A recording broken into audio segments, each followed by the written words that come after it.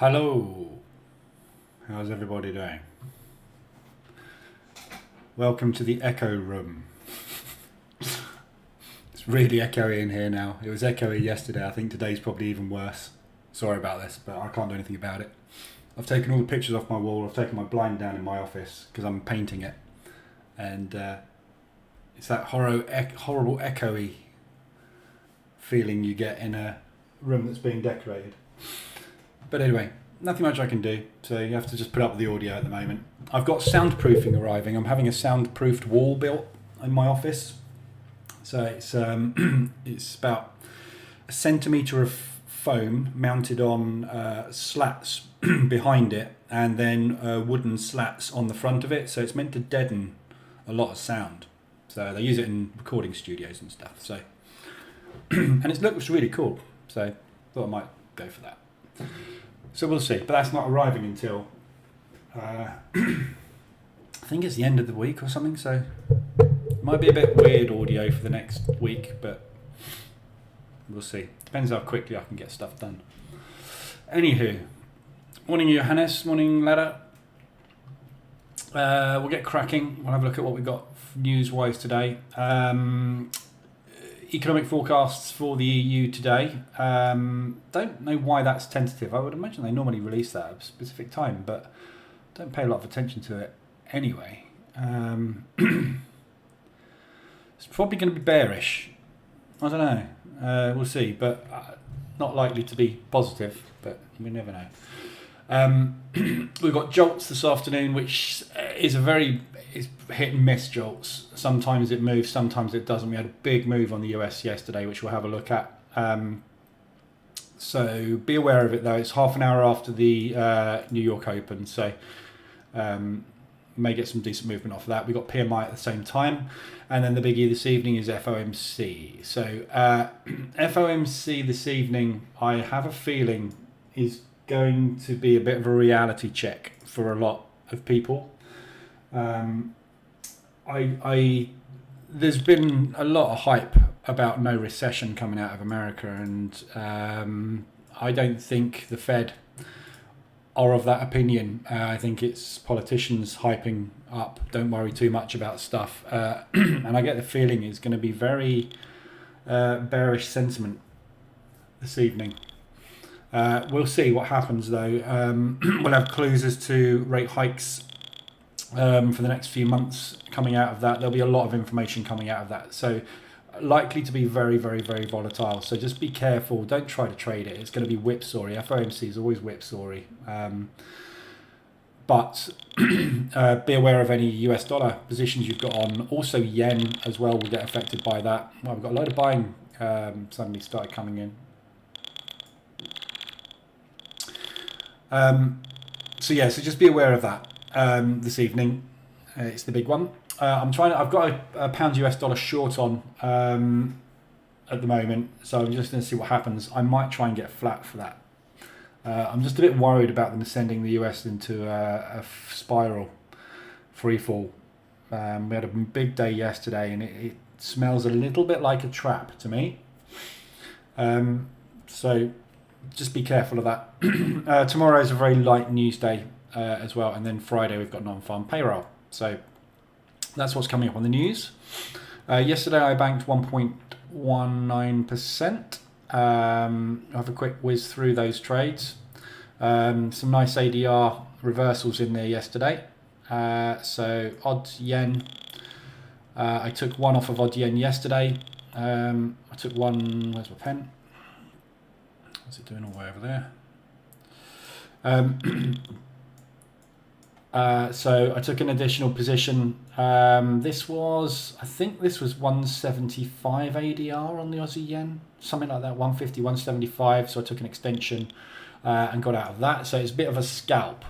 I didn't like the price action on it, so I got out. You can see why I didn't like it. There's a big shooting star suddenly got put in at highs, and then it obviously came back down. But it was end of evening, so put that in the bank.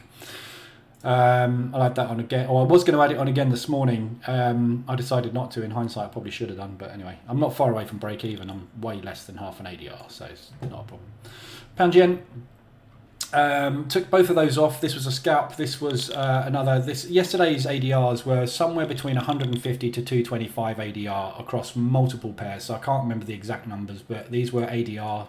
I think this was a 175 and this was a 200. So I took that off. You can see I had stops on both of those. So it's typical ADR scalp. Worked out very nicely. Tanked this morning. Euro US dollar. Again, that was an ADR scalp. This was 225, I think. Very small scalp on that. Didn't trust it. US dollar CAD. Was it one position on that? Yeah, I thought it was two. Two positions on that one. Can't see them very well. There you go.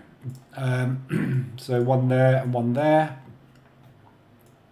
Took those off there. Could have held that one a bit longer, but I would be kind of in profit now, and it's just choppy. I just didn't trust these moves. When you get these massive ADR moves that are that strong, that fast across multiple currencies, there's something changing. There's a shift going on. So I like to be in and out of them fast. Quarter of an ADR.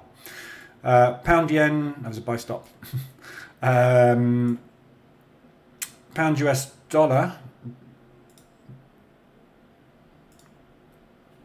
That was that sell from there. Took that one off as well. I added this one back on. This one I could have left longer, but this was 100 ADR.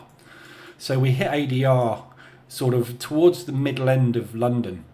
So, and we were just coming down to support. So I decided to take that off there. And obviously we didn't know that we were going to get that massive push yesterday. So I let it run back up again, and then I've taken another reversal alert short. So I've taken an additional position on that one to try and get into something ahead of FOMC. Aussie dollar yen, that one was... Oh yeah, that was... What did I do there? Oh yeah, that was my cock up. So I took an Aussie dollar yen long with a 0.18 down here. And then I wanted to take that one off. And I took that one off. I wanted to take off another trade. No, sorry, there's this one here. You can't see it. Anyway, basically, I put a 0.18 on here. And then the EA took another position for me. And I was like, I don't really need that one. So I wanted to cancel off my 0.18. And what I actually did by accident was cancel off this 0.18 up here. And took a massive loss, 0.5% loss on it. I didn't want to do that. I wanted to cancel my mistake. So I accidentally took 0.5% loss, which was a bit stupid. But anyway, I did. So I made up for it by getting that little buy. Aussie New Zealand, that was the day before. So that's it. So yeah, so there's all the trades that happened yesterday. Wow, this market's bullish this morning. We just opened. Some big moves. So yeah, so pretty good day yesterday. Good day before. So I've smashed target this week already. We're on Wednesday, which is nice. I've got some drawdown Aussie yen. So I'm running in 2% drawdown at the moment. Aussie yen, I've got 2 positions. Aussie New Zealand, I've got 3 just added on. So that one, I've got a stop on this one, which is not a lot. It's only $50, but it's this position here that I took. So this is proper lot size. Why is that so thick, that pen? I was trying to demonstrate something on futures probably, and because the screen's bigger, you need a bigger pen. So yeah, that 0.15 there, that is that stop, because it's not proper sizing for this pair. It's something I just took manually. So I decided I'm going to take that one off if we get a push down today, and then just leave these 2 on and obviously get into another position low down. Wow, really bullish today so far. CAD yen, I've got 4 on, and that £1 US dollar. So CAD yen, I've taken an additional position on this one. Again, stop loss on this underneath the lows. I'm basically, what I'm hoping for today is a push on everything against the yen. So I'm hoping, because this massive strength that we had on the yen yesterday, I'm hoping today we're going to get a pullback on it. So what I'm aiming to do is scale out of 1 yen. I don't want to be holding Aussie yen and CAD yen ideally into FOMC and non-farm payroll, because just in case we do get a big fundamental shift off of FOMC this evening, I don't want to be exposed double on yen. So the things that are likely to move this evening are the yen, the US dollar, and I haven't got the euro. The euro. Mainly obviously US dollar, but also yen as well, will have probably good impact off of FOMC. So I'm just trying to get rid of one of these today if possible, hence taking another position a bit close together. But it's kind of an aggressive drawdown control position, but I'm not using large lot sizing on it. I'm just using the same size, which is basically close together. So that's why I've taken that, and I'd like to get a bit of profit on it. I think we've got a decent chance of getting to this accumulation today, into this propulsion gap. So if we do get that pullback on the yen, that's the plan, just to reduce risk, because I want to protect this. I'm worried about going into drawdown further on the yen, because they may well start to favour the yen if the US dollar falls foul of FOMC this evening. So that's the plan. Okay, so that's me done yesterday, where I am at the moment. Morning, German. Morning, Jesse. Morning, Franco. We'll quickly have a whiz through the indices to start with, then we'll have a look at ADRs and RSIs. So DAX, look at that open. We've got just under a minute on this candle. That's a hell of an opening range. Good luck trading a breakout on that today. Jesus. Yeah, so DAX, obviously the market's melted yesterday. I made $4,000 yesterday in the futures. It's lovely. Just had one of those days. You know, I keep saying this over and over again. With any type of trading, not just futures, but specifically with futures, you have days where you get beaten up. You have days where you get chopped, and you don't seem to be able to take anything, and you end up in drawdown on your account because you've been stopped out, and you just try and scrape $100 out of the market at a time to try and claw yourself back to break even. Then you have days where you get trends, and yesterday was a trend day, and you cannot, you know, the worst trader in the world cannot fail to make money when the market does this. Yeah, I sold the crap out of this yesterday. And I bought the crap out of it in New York because I knew the hell they weren't going to sell the crap out of it anymore because they were done.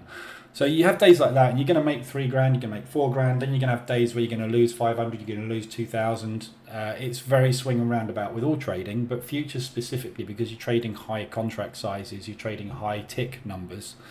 It works that way. But yesterday was a beautiful day. So we had the big down day.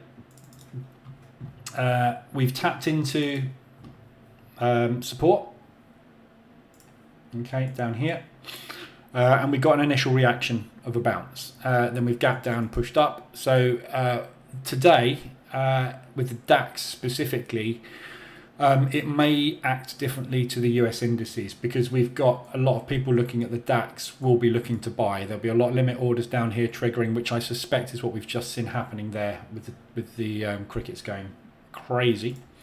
So I suspect that's probably what we might see on the DAX today.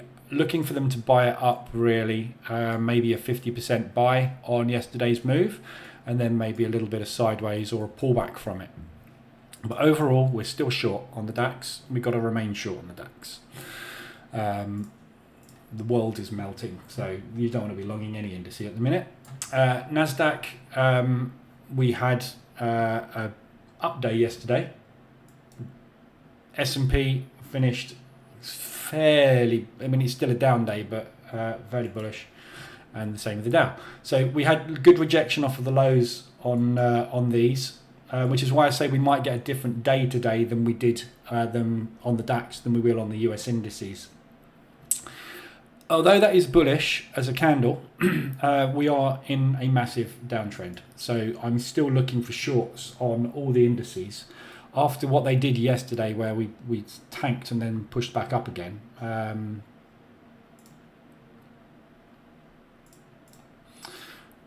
I get the feeling what we're going to see is probably a little bit of rotation today across these ahead of FOMC, because the market's not going to want to enter any long-term positions. So the long-term fund traders are not going to want to enter any large contract long positions or short positions until FOMC is out of the way. So today on all indices, I suspect we will see a little bit of a rotation. So just be careful of choppiness today. I think probably highs and lows are really good areas to start concentrating on trades. Breakouts will probably fail today.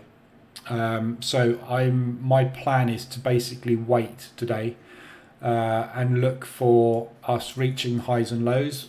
I'm predominantly trading the S&P on the futures account, so I'm just going to hang around and wait for us to get up to these highs and down to these lows, and try and play some bounces. So when I see more buyers coming in the market somewhere around this sort of area, I'll be looking for longs, and same up here for shorts. Same sort of thing on the other indices, on all the US indices. I only trade the ES, but yeah, that's the sort of play. So you've got to think of where, I mean, DAX is a bit different, as I say, but you've got to think, where are we heading today? Likelihood is we will be slightly but more bearish than bullish, so potentially we could get a breakout working there, but I don't think we're going to get any big runs ahead of FOMC. You never know though. That's been nicely rejected at the moment by the looks of things. I'm not going to take any sales. I'm not going to concentrate on futures. So yeah, so that's basically where we are with indices. Very difficult day today to pick a direction on these. After yesterday, there'll be a lot of people looking to buy it. There'll be a lot of people looking to take the breakout. There you go. They just proved my point. There'll be a lot of people looking to take the breakout this morning. A lot of limit orders, stop orders looking to go long, and they will all get beaten up. They'll all puke. They'll all bring it down. Then everyone will start, oh yeah, we are going short. Then they'll puke and it'll just go sideways. So yeah. So my doctor's just texted me my results for my blood test I had on Monday. Blood tests were good. In particular, no diabetes, and the vitamin levels were good. Woohoo! I'm alive. Right. So yeah, be looking for shorts on this, but you want to be in and out fast today. Do that sort of stuff. Yeah, just be careful if you're going to trade indices. So yeah, so that's the indices covered. No ADRs. After yesterday, I'd be very surprised if we had an ADR in Asia. The market was so extended. US dollar CAD in particular was way over 225, I think. We really get 24 out of it. We've got 240 out of it on a 94 ADR. So yeah, nearly 250 ADR in a day. That's a big day, but look where it stopped. Yeah, this I just get the feeling this is the market loading everybody up for longs, and to FOMC I've got a feeling we're going to get a tank on the US dollar for some reason. It just feels like a trap. So yeah, just be very careful if you're going to long the US dollar. I've just got that £1 US dollar short on. I think it's probably the best thing to take, because even if the US dollar does tank, the pound is tanking as well. So I think that's a safer play. But anyway, just be careful. Obviously, these weeklies that hit, like Euro Yen yesterday, potentially we were extended on the 4 hour. This is potentially a really nice buying spot for the Euro Yen. As you know, I'm bullish everything against the yen anyway, so this is somewhere I would be very interested in taking a position. I've got too much yen on myself, if you're not extended on the yen from an exposure point of view, and if you're looking to take some yen on, this is good. I think obviously we've got the rates coming out on the euro. What's the date? The week after next, which I think is likely to power the euro up a little bit. Whether it's temporary or sustained strength will remain to be seen, but I think we'll get a decent push off of the euro when the rate announcement comes out. So I'll be flipping sort of. I'm slightly like that anyway on the euro at the moment, sideways to positive, and obviously at the moment the yen is weak. Although we've had, one day does not make a strong currency. Yeah, just because it's having a bit of a flurry for a week does not mean it's going to maintain that flurry. So I kind of like this as a long. I've got a lot of yen on myself, so I can't take it, but that's nicely extended on the weekly. It's already done its weekly range. You've missed the M15 reversal alert. That one happened. Oh, it's only just happened, actually. Literally just happened at the end of Asia, so you just had the alert. So it's actually retesting now. We just remove that box because you can't see anything.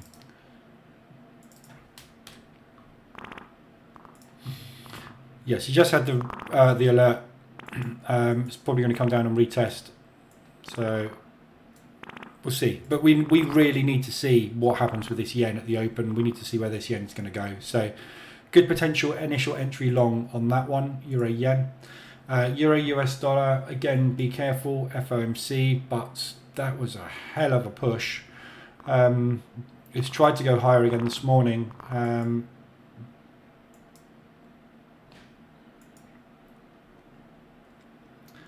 Yeah, I mean, the US dollar's not really pushing, is it? So this is a really nice fade. Bias on this one for me is short. As you can see, I've been shorting it. I couldn't short it there because there was no real setup. But yeah, for me it's still a short, but that's massively extended. It's hit its weekly range already, but FOMC is going to potentially move this later. I say all this about FOMC. We have FOMCs where nothing happens, remember. That is still on the cards. He could come out and say everything as normal and we just carry on. We get a bit of whipsawing and nothing changes. So that is still on the cards, but you've got to plan ahead. What if? So you need to think, I'm going to go long here because I like the look of this and I think we're going to fade up to there. What if the US dollar gets massively strong? Plan it. You need to look at where you're going. Where are we going after that happens? Where is the next potential level of support? We're going back to 2016, we're below it. Yeah, there is no support. So just think about where you're potentially going to go if you're wrong always when you get into a position, and have a look to the left. There's nothing there. So if the US dollar does power up on FOMC, this thing's in free fall potentially for 3 to 5 ADR. So just be careful with it. US dollar CAD, again, same thing. This one stopped, and this is stopped pretty much to the pip there. I like this as a short, but I'm not shorting the US dollar at the moment. I just don't want to get into any positions ahead of this FOMC. I was reading some articles yesterday about doom and gloom and depression, not like the Great Depression type thing, and it's not looking good for any currency. So I just get the feeling we're going to find some big moves coming, and I don't know for sure which way they're going to be going. The Fed is planning to do its biggest rate hike in a decade in the next month. Quite what impact that's going to have on the US dollar, I don't know, because it really depends on how the US dollar recovers when they're doing these rate hikes as to whether or not it spirals into depression or not. It's very difficult to tell. So I'm just being over cautious.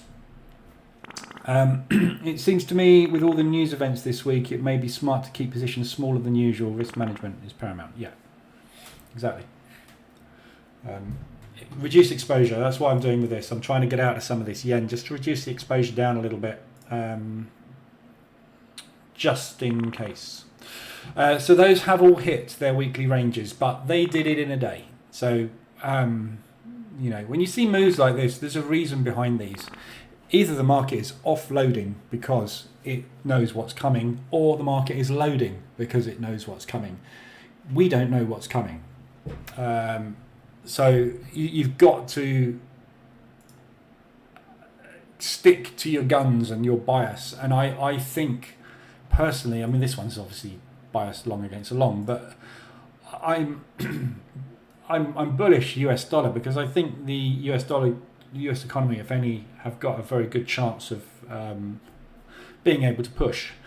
But I've seen this play ahead of FOMC before, and it's basically an A-shaped recovery they're building to make a load of money, because the entire retail market that doesn't know about fundamentals and doesn't know what drives the market and is looking to get in and gamble, it's long now. They're all long. They're like, we got in long yesterday and we're just going to wait for the next pullback to go long again. So if this thing pulls back a little bit today, the entire market's going to long it.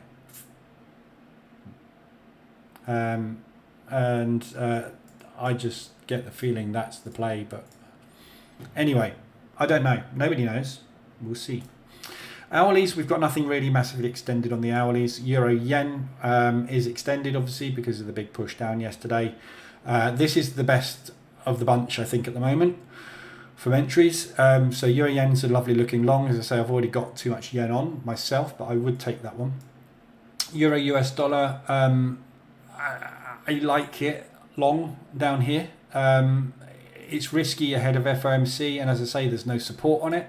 So it's difficult to know what to do with it. I don't like this. I don't like that at all. And if it stays like that for the day, I'd be very wary about taking a trade, because if it does that and then it does that, like I said, you've got to go out to the weekly chart to find any kind of support on this thing. Yeah, I mean, this thing's gone. You know, we're going back to 2002. This is 20 years ago. Look, yeah, we're at 20-year lows. Do you want to get in the way of that? No, I don't. So be very careful with the long on that. US dollar CAD. This has obviously got again, it's a difficult one. Normally I'd be all over this like a shot if it wasn't FOMC and non-farm week, but it is. So I really don't know what to do with the US dollar, therefore I'm setting out. Flat is a better position than long or short and being on the wrong side of it. So I would rather wait for the US dollar to make its move and then make a decision than get in and assume it's going one way or the other. I am in the pound US dollar as a short, so I'm biased long on it, but I'm not looking for a lot of this. I'm looking for half an ADR to an ADR move to get out. So that's it. I'm just taking the one. So US dollar CAD, it depends on your bias on it. If you think it's a good fade, yeah, do it. But personally, I'm more bullish on it, although today I think we may well get that pullback. But I'd rather be looking to buy it on the pullback than actually take the pullback. This market is very, very, very bullish today, which is negative US. Nothing but blue on the market. It's just, they are long as you like today. We're approaching session highs as well, so we're going to get a breakout by the looks of things.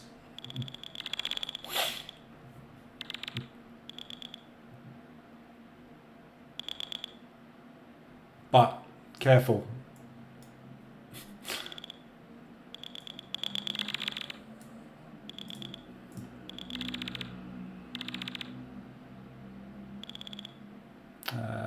So we've got 3 minutes left on this candle. See if you get a break and hold. Just going for it, isn't it? Interesting. Right, 4 hours. There's loads of 4 hours. Euro Swiss. So the Swiss franc strength is still, if we quickly whiz through the Swissies, the Swiss franc is still pretty strong.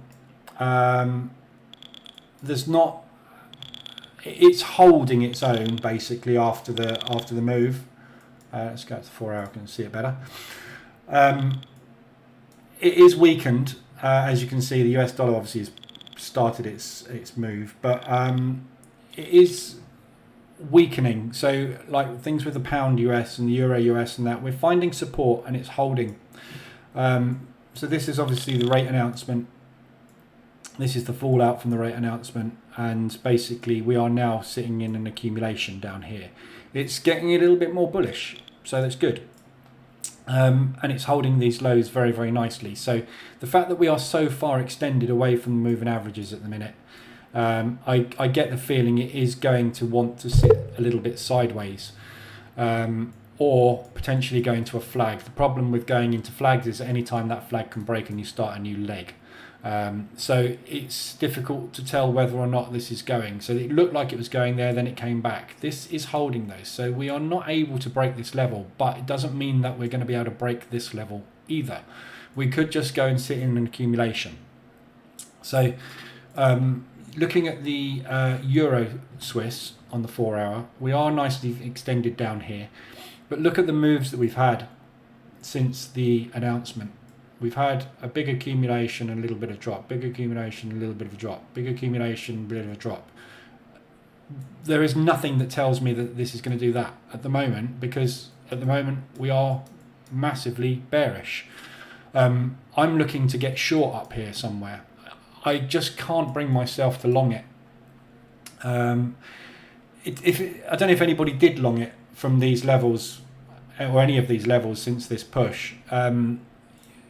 It depends where you got in, but you have had an out on them. But look at the out, measure them. We can see I've just done it on the chart, roughly measure them, yeah? That's what you're looking at as a pullback. So don't expect any more than 120 pips, basically, 1.5 ADR, roughly. An ADR to an ADR and a half from the low. So if you're going to get a pullback, look to come back up into this accumulation only. It's a scalp. So you need to get in there. You've missed it. It's gone. So it's out the window basically. You've got to be in really tight, because you're only going to get an ADR out of it if you're lucky. And it's, you're holding something that every time it puts a down candle in, you're going to be, oh, and you're going to move a stop up, or you're going to scratch it, or it's to scare you to death. Try and fade this market at the minute. So it depends on the size of your balls, basically, as to whether you want to take that one.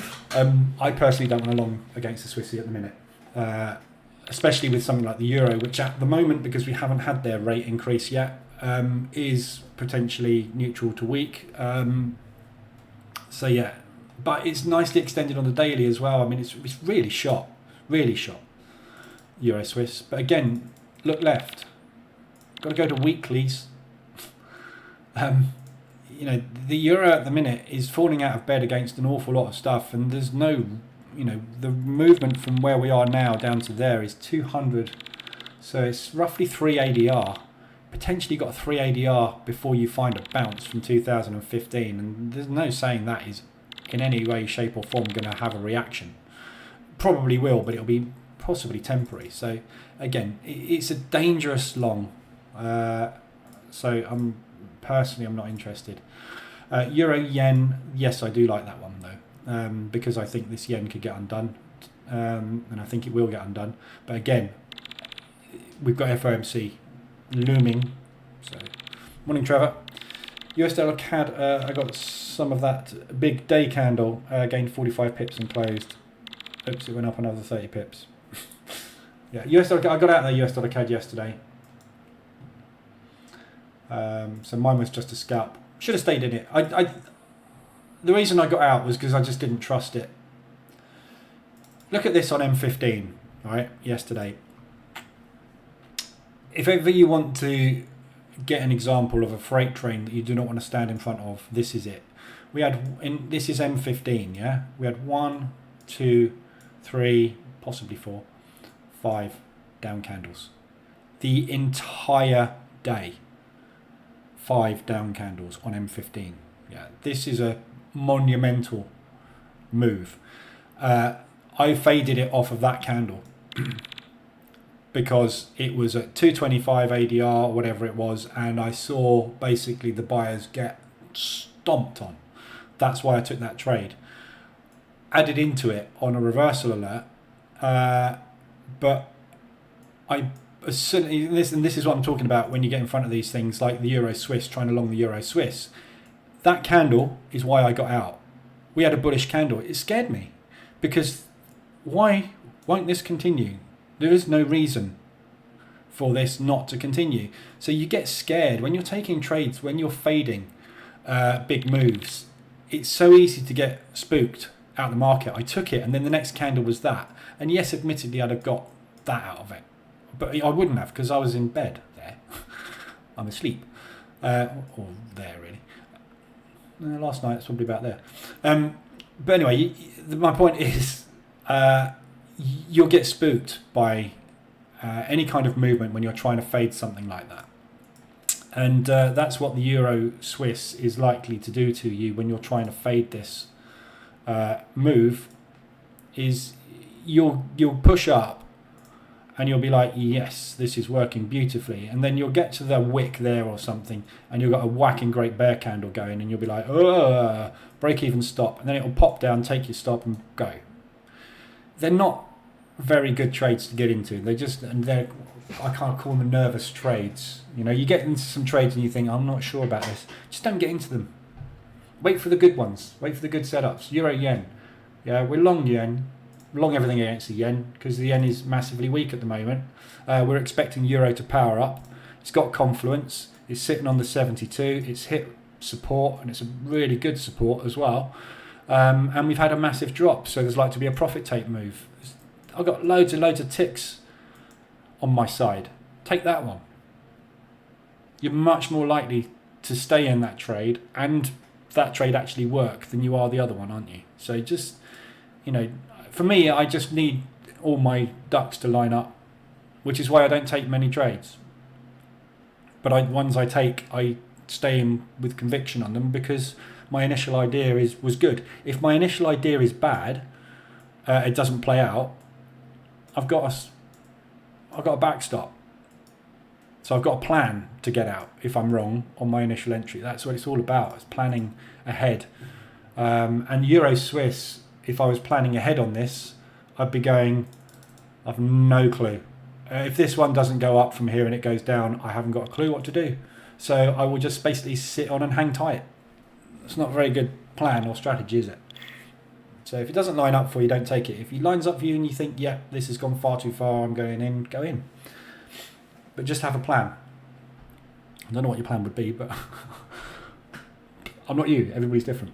No trading today. Down nearly 2% yesterday. Trevor. Today looks scary. Yeah, today's difficult. Whenever you get a fundamental, when you get a fundamental shift, this is why I haven't taken a Swiss trade for 2 weeks. Yeah, I need to see what's going on with this. Yeah, it continued, but you know, by the time you've gone, yeah, this looks like it's going to continue. You try and get in a short. When you get into your short, that's when it does its pullback, and all of a sudden you're wrong side of the market. It's just so just stay out of those things. There's 28 pairs out there. If you see a load of stuff setting up, and you'll see me go through this every day, don't like that one, don't like that, don't like that, don't like that. I just don't take anything. When one of those lights up and I go, oh, I've been waiting for that. Patience, like Franco's just said. Use the trades that you have confidence in to put them in the bank, and the ones that don't work in your favour, manage them. They will work in your favour at some point. As long as you're getting in when the elastic band is stretched enough, you know that if it stretches any more, sooner or later that's going to ping back. If you're getting in when the elastic band isn't stretched, that's when you start getting yourself into trouble. So, you know, you're getting in, it's just timing. It's all about timing your entries. You can't time when the market is going to turn, but you can time when you can see a condition in the market that you know is favourable. It's not about timing your entry and getting that, get in, no drawdown, fly straight away, get out. I'm an ace trader. It's about getting in when the conditions are right, not the timing of the entry. Your initial entry is irrelevant, yeah? My initial entry was wrong. So what? I've made money on the Aussie yen already, and I've got one pretty much break-even position and one in a little bit of drawdown. 0.5% of drawdown is nothing. It's just not an issue. But it's not massively drawn down because when I entered into the position, the market was massively extended. You see how many times I've got out and profited on this already, and I even made a cock up on it, and I'm still up. That's what it's all about. Just getting into the right trades at the right place. Euro US dollar. Again, today I would normally be all over this because of the amount of extension we've got. Yeah, look at. Yeah, we are very likely to get that, but not on FOMC day. Any other day, be fine. And this is why you look at the news every day. Yeah, this is the reason I'm not taking this. Technically, this is a lovely setup, and I think, yeah, it's a beautiful fade, and I would be all over it like a shot. The reason for me not taking it today is that. You've got to be aware of what's coming up, what is potentially going to happen today. If the US dollar powers up like a crazy beast today, and we get a fundamental shift today that means we get a 3 ADR move over the next 3 to 5 days, I don't want to be on the wrong side of it. If it does exactly what I thought it was going to do and does that, brilliant, I was right. That gives me confidence moving forward. But I don't want to take the chance of being wrong on it and being stuck in drawdown. So yeah, it's a lovely fade, but look at what it's doing for the last 12 hours or so. 16 hours. We're not going anywhere. Yeah, does this tell you it's bullish? No. Doesn't tell me it's bullish. It just tells me it's not got any directional bias, which means there's a 50-50 coin flip on FOMC of it doing that or that. Those aren't great odds. So, okay, so we're rejecting the highs at the moment. We haven't managed to break out very much on the indices. We did get the breakout on M5 on the DAX. Just quickly whizzing over those. The US markets are kind of struggling. You can see here. I'm just watching on my futures platform. Just watching the session breakouts. We're failing here. It doesn't want to push, so I just get the feeling we're going to see that for this session. So be careful. Here come the bulls. No, I've just said that. So yeah, Euro US dollar. Any other day, yeah, but today, I'm not sure you're going to get anywhere. So what I think will probably happen is you'll get in a long, and it'll come 6:30, and you'll be in your long around about break even, and you'll take it off because you'll be worried about FOMC tanking you. So just don't bother taking it. What are your thoughts on gold? Morning, Kennelly. Justin. Gold, Euro US dollar. Let me just cover these and then I'll look at gold. Pound US dollar. So pound US dollar, I've got my short on. So this is the same as Euro US dollar, yeah? Pretty much. The difference being with this one, we've taken out that liquidity. So again, the world and his wife right now, what are they doing with this? Longing it. All the so-called smart money traders have gone, I can see their charts. There's liquidity there, there's buy-side liquidity there. They've just taken that liquidity, we've put in our W-shaped pattern. FOMC. Everybody today that's longing this, what do you think FOMC is going to do today? It's just obvious. But what worries me is that the play may be that. So I'll be watching this on FOMC. But pound overall, doesn't take a rocket scientist to see what you should be doing with the pound at the moment. This has been aided by weak US dollar. So this is the reason that's happened. If the US dollar suddenly weakens off of FOMC this evening, we're going to have a week against a week, which means we'll go into an accumulation. So the reason I'm shorting it down here is because I think potentially we may see FOMC be a little neutral and we'll get some US dollar strength out of it. If we don't and we see US dollar weakness, obviously this is going to push up, but the pound is not strong enough to maintain that. So we will get over the next week or so some range. So if I'm in here and I'm wrong, I'm in, I'm out. So that's why I'm shorting this one, on the basis that we are going to continue with the US dollar as it is. Although they are getting a little, it's getting more and more bearish, the speak that I'm hearing from the US dollar, from the US Fed. But I like that one as a short. As I say, I shorted it there, down to there. I get a feeling we probably are going to get some kind of pullback into there, which is fine, and I'll just short it again. But if we get a big spike down this evening in FOMC, I'll be out of that. US dollar Swiss, 4-hour extended. Oh yeah, sorry, to the upside. So again, really good demonstration of how strong the Swiss franc is. Look at this, the relative strength it's taken to get pushed up that far is incredible.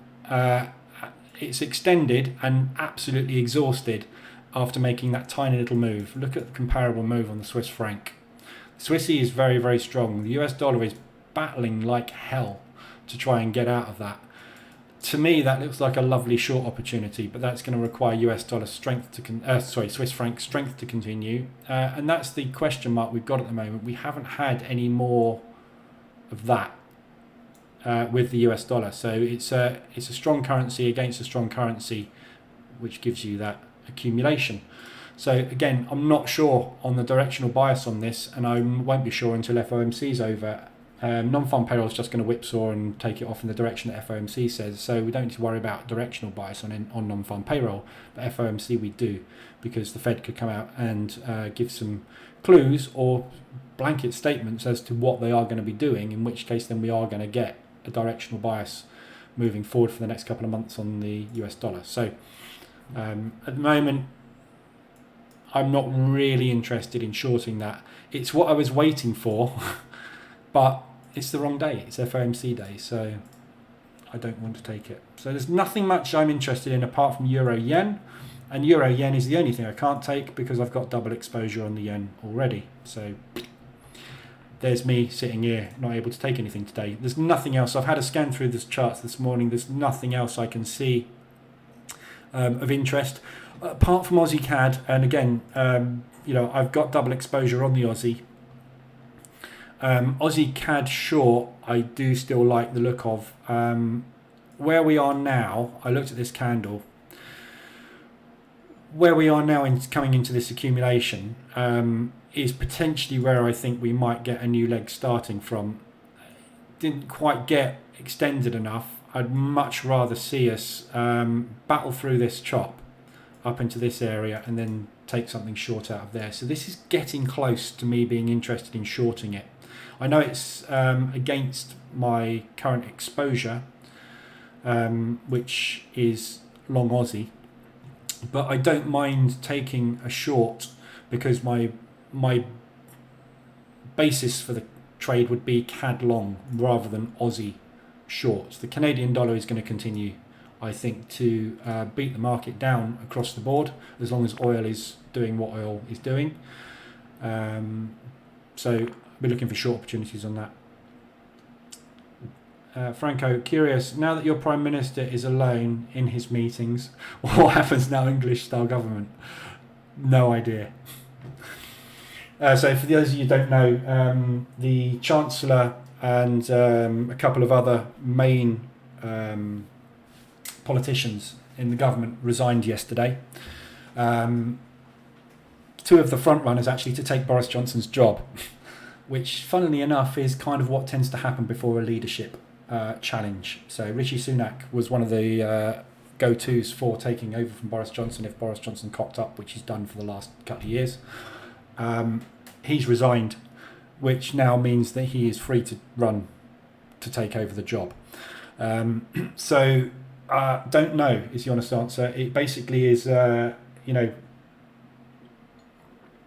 we've got replacements being put in their place, which is fine, but there is no confidence from the Labour Party with the Conservatives. There is no confidence from the Conservatives with the Conservatives. Yesterday, the Conservative Party were laughing at Boris Johnson in the chamber, which means that 90% of them just like, oh, wow, this is a joke gone too far. We need to get rid of him. So they're calling for him to be out by December. I don't think he's going to last anywhere near that long, which is bad for the pound, because instability in your government, in your central government, is not good for your country. Things that aren't good for your country aren't good for your economy, and things that aren't good for your economy aren't good for your currency. So again, it's just adding fuel to the fire for the shorts on the pound, in my opinion. So yeah, I don't think Boris will be in too much longer, but you never know. It's politics. He is like they were saying on the news this morning. He is like the cat with 9 lives, and he's used 7 of them. He's still got 2 left. You just cannot get rid of him. No matter how much he lies, no matter how much he balls up speeches, no matter how much he does things wrong and puts the wrong people in the wrong jobs and doesn't fire the right people at the right times, employs people he shouldn't employ and then has to kick them out. No matter how much of that he does, for some reason, he's not getting kicked out.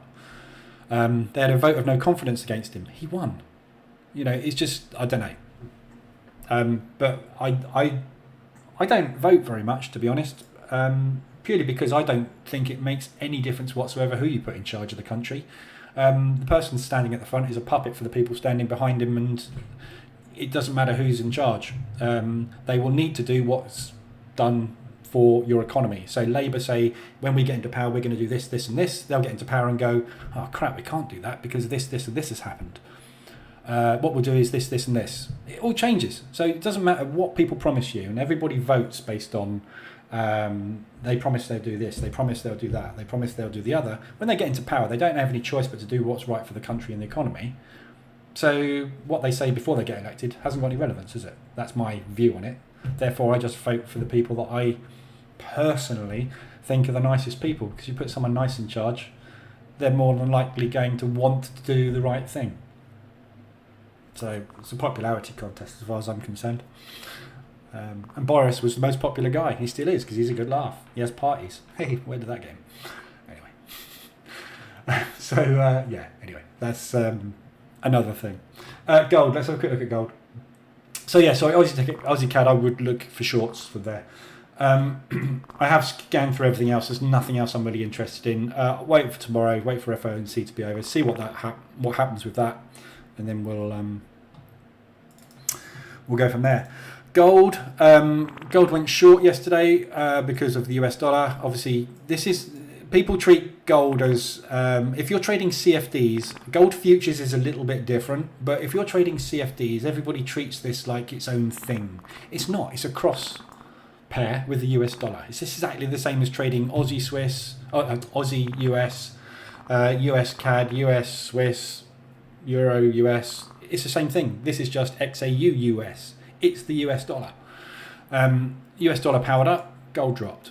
That's why that happened. The price of gold was devaluing because Russia controls most of it, and the exports of gold from Russia have been blocked. Therefore, that wasn't good for gold. And then the US dollar powered up, which wasn't good for gold. It's not rocket science. But I don't really know where gold is going. It's more bearish than bullish at the moment because it's fallen out of favour as the commodity of choice. It's just broken a big support off the US dollar strength. And we've got another potential area of support coming up somewhere around here, potentially. But I don't know. It all depends what happens with the US dollar, doesn't it? Because it's a US dollar cross. So I don't know. I don't trade it because there's no point. The reason I don't like it is because it's massively volatile and you get these ridiculous big spikes that come out of nowhere and they cost you a lot because it's quite a high ADR. And the other reason I don't like it is because there's only one fundamental driver on it, the US dollar. With everything else that you trade which is crossed with the US dollar, you've got two drivers. You've got the Aussie against the US dollar. You've got the Euro against the US dollar. So there's two participants able to move the market. With this, there's only one. What goes on with the US dollar, the opposite inverse goes on with gold. So gold, what's this going to do today? Don't know. FOMC is in charge of what happens with gold today. If FOMC makes the US dollar push, gold will drop. If FOMC makes the US dollar drop, gold will push. I don't know. Just don't trade it. There's no point. I've got 28 things with fundamental drivers behind it. This is akin to this and this, as far as I'm concerned. The fundamental driver behind gold is the US dollar. The fundamental driver behind Bitcoin and Ethereum is the US dollar. Nobody knows who invented this stuff. So why would you trade it? It's like me inventing Leecoin tomorrow. Any ideas what drives Leecoin? My pocket. Depending on what I need this month, how many cars I want to buy this month, that's what I'll do with my currency. There's no fundamentals behind it, so you shouldn't be trading it. But you know how I feel about crypto. We're stuck in crypto at the minute still. So stuck. We're linked basically to the US indices pretty much, aren't we? So US indices down, Bitcoin down. And the funny thing is, yesterday, US indices actually recovered quite nicely, especially the tech sector yesterday. We did very, very similar moves in Bitcoin, but on a much more contracted scale. So not looking good. Well, watching tonight, yeah, you seem to see traps and snares everywhere. Yes, that's it at the minute. I think traps and snares everywhere. This sort of movement ahead of an FOMC announcement is only ever one of two things: is the market knows something and they're positioning themselves ready, or the market is just getting you ready to be ripped off. It's one of those two things. This is the second. A trap is a much more normal play. It's unlikely that news doesn't get leaked anymore about what's going to be happening. There's too much at stake. Bailey and everybody that comes out with news releases from central banks, it's their job if they get caught leaking information before that it's released. It just doesn't happen these days. So it looks trappy. I think we're going to get a decent whipsaw this evening, but I don't know. So I'm sticking on the sidelines. Ladder. In Germany, the story is a little different. You need to watch out who you're voting for. There is still a lot of extreme right-winged parties which would completely ruin not only the economy but the country. Yeah, I know. You've got very different politics in European countries. Have got very different politics to us. We haven't got any right-wing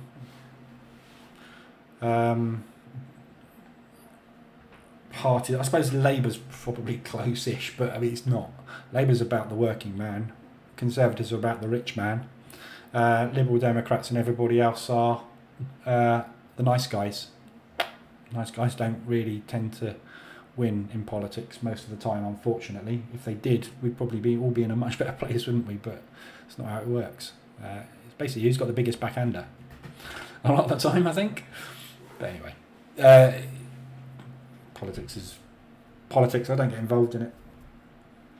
Doesn't make any difference to me. Somebody said to me as well yesterday, sent me an article about the comparisons with the Great Depression and what's happening now. And my response basically was just hit the sell button and keep hitting the sell button, which is kind of what we know at the moment. If the world is going to burn, we can make money out of it. Yeah, and that's the beauty of this particular industry. I'm not in retail where I have to sell a certain amount of product to survive each month. If my sales are going down, I can hit the sell button and make money on the way down. We can make money whether the market goes up or down. If the world burns, a nuclear missile is launched, we have the ability to make money out of it.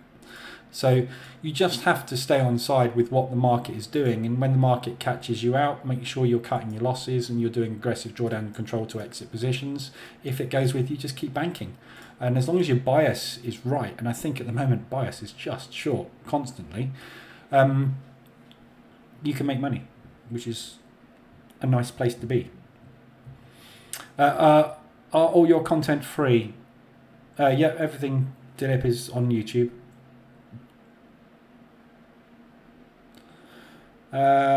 Justin, thanks. First time here. Thanks for the time. Cool. Andy, morning, Andy. Kate's joining. What? Kate, late. Sorry, you've got me. I'm confused.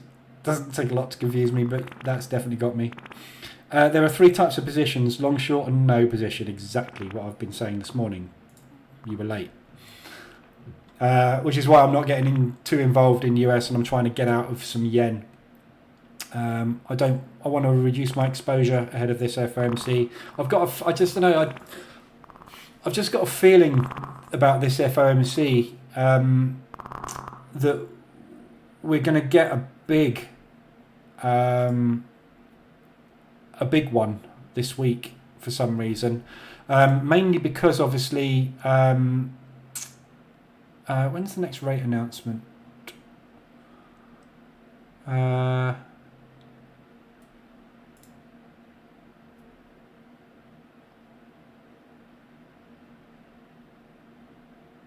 I thought we had one coming up soon for the Fed. Do we not? Retail.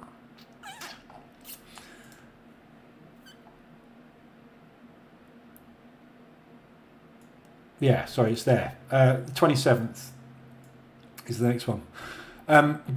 I've just got a feeling that this one is going to be a big one. The forecasts aren't there yet, but I've got a feeling this is going to be more than half a percentage point. We had the last one, obviously. I've got a feeling they may forecast this one to be 2.5. And I've got a feeling tonight they might hint towards that, which I think is probably going to do some big moves and sustained moves on the US dollar. I just get this feeling that the world, not just the US, but the world is ramping up interest rates far too slow to keep up with the fallout from COVID and the economic drop that we've had, and the price rises in all energies, and the problems that have happened in Ukraine. We've had too many things affecting world economics happening within 3 years, and we have kept interest rates flat for the entire thing.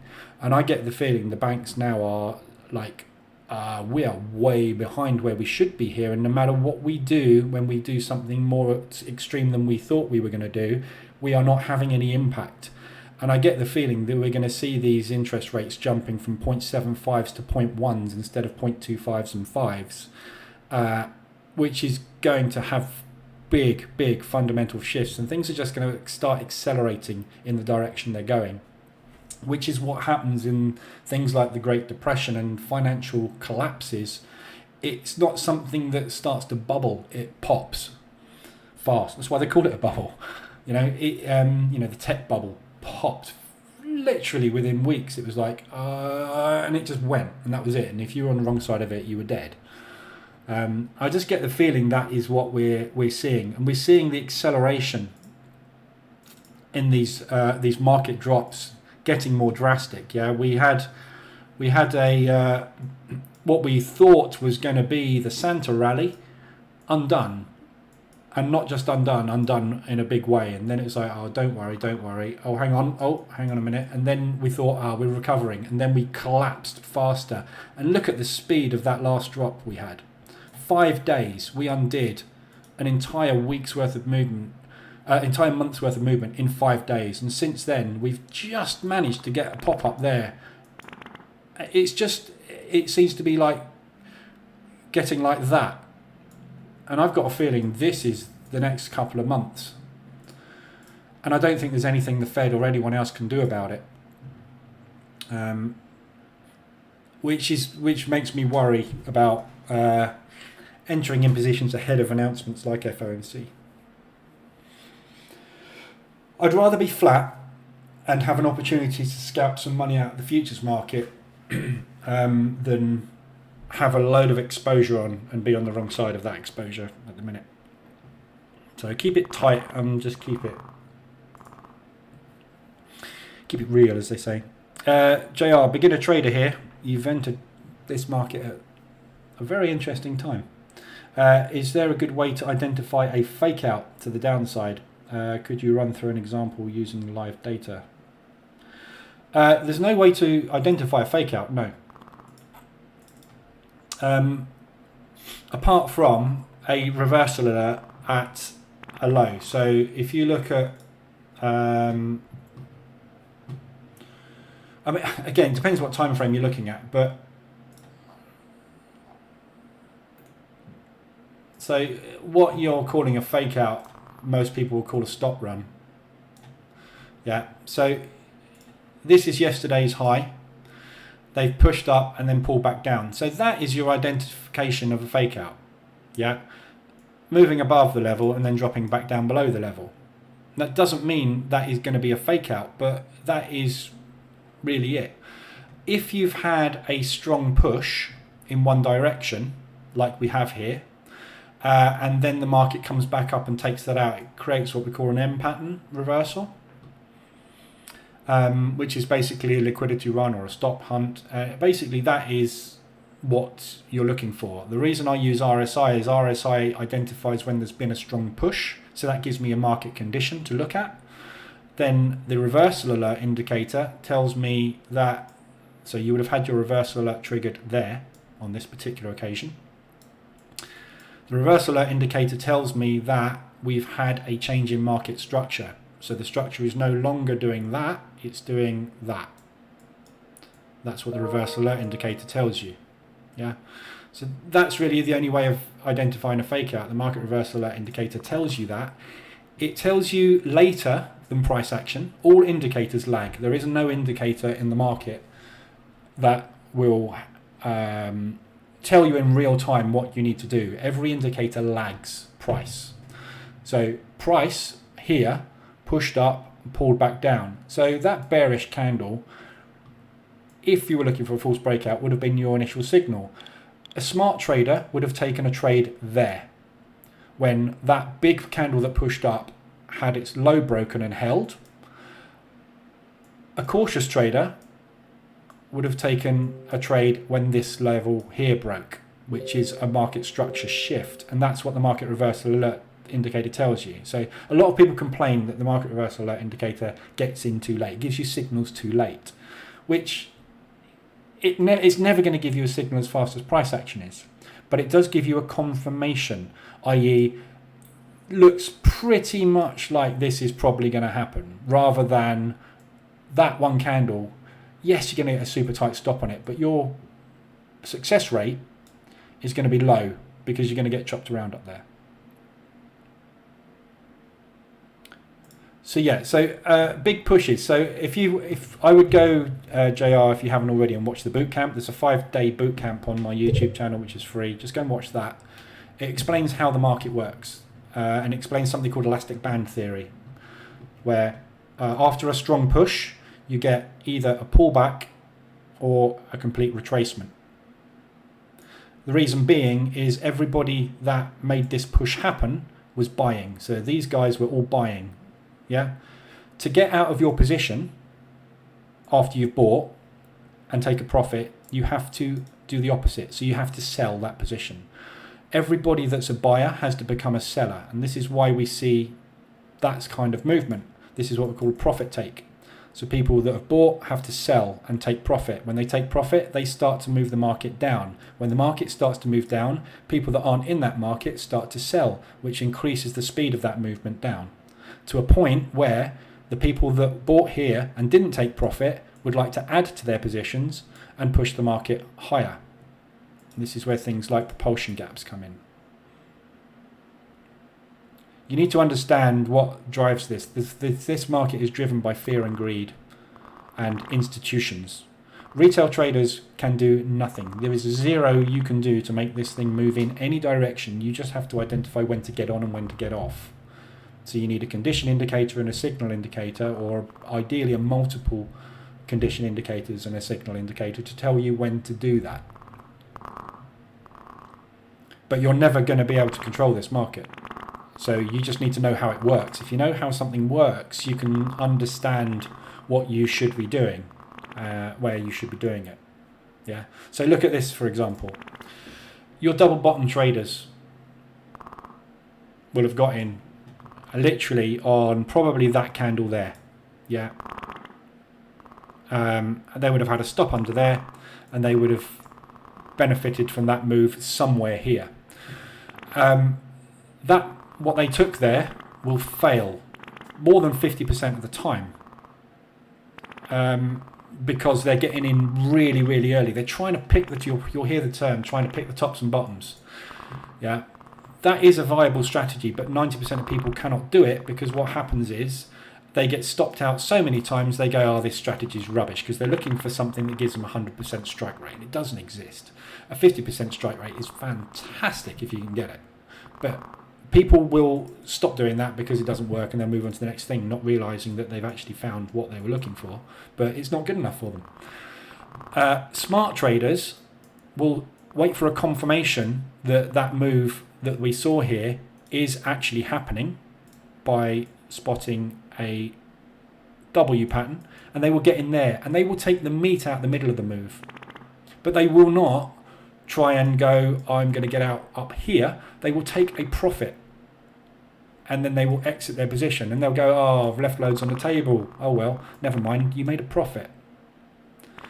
Indicators like this, as you can see, will not get you in there, what people call the sniper entry. This is what everyone's looking for. Everyone's looking to take a trade there. I took one this week. I took one yesterday, look, Aussie yen. Yeah? Look at me, how amazing I am. Look at where I got in. That's the best entry in the world, and I took a profit there. If I'd have posted that on Telegram channels and Discord channels, everyone would go, how'd you do it? How'd you do it? That's amazing. Wow, you're such a good trader. No, I'm not. Look at my initial entry. I got run over massively. But I got in at a point where the market was totally shot, and I saw a reversal alert, so I entered it. That was a wrong reversal alert. That was on M5, that one. And then it pushed down again, and I was like, well, this market's absolutely shot, so I'll take another shot. This one's got much more probability of working than that one, because the speed of movement here, I know for a fact that people were shorting this today. They were sitting there going, we need to get out, because if this thing comes back, it's going to come back fast. So they start taking profits. I got out with everybody taking profits, because I know that these guys here will be watching this. They'll have seen that, and they'll have seen it push down, and they'll be like, hang on a minute, there's a load of buyers coming in here. We need to start getting out of this position. They'll have seen it come down, not able to make a new low, and then they'll have seen it push up above that high. They will all exit there, which causes that to happen. You need to understand what's underneath the hood to be able to trade on top of it. You've got to be the mechanic as well as the driver. But that's what everyone's looking for, all right? And that is what everyone tries to get. And then they have this tiny little stop. Because they got a tiny little stop, the market comes and takes it. This entry here, if you'd have got in on that, for example, your stop would have been right there. The market came down with the spread. You'd have got stopped out of that position. And then it would have gone. And then you're hacked off. So what you do is you get in with double size there. and then the market comes down and takes you out again. Then it goes, and that makes you even crosser, and you go, oh, this is crap, this system, I move on to something else. Because you're trying to catch the tops and the bottoms, not concentrating on the meat in the middle. That's where what I call smart money traders, or smart traders, not smart money traders, smart traders, make their money on the meat. What we cannot do is time the entry into the move, but we can identify when a condition is there in the market. I knew this was extended yesterday here, and I knew that if it pushed down further, it's very unlikely it's going to get much further before it has to do a profit take. That's why I took those two positions. Here, yeah, you did not get a signal to go long on this position here. Let me just zoom in so you can see it closer. Which one was I looking at? This one. Yeah, so right here, you would not have got a signal to go long on this thing until somewhere, possibly there, if not somewhere around here. You'd have got in long when it was that move had happened, knowing full well that everybody that's short there has got to take a profit. Everyone short there's got to take a profit. Everyone short there's got to take a profit. Everyone short here's got to take a profit. Short there, profit. Short there, profit. Long there, profit. Long there, profit. Doesn't matter which way you go. After a move comes a retracement. Elastic band being stretched has to ping at some point in one direction or the other. So you'd have got in there. You can't time it. So if you got in here, for example, and you were wrong, doesn't matter. Get in again. If you're wrong, doesn't matter. Get in again. At some point, you're going to be right. You just take those three positions off, and that's what position trading is. You just need to get in when the market conditions are right with your initial entry. As Trevor just said, smart traders watch the Bootcamp.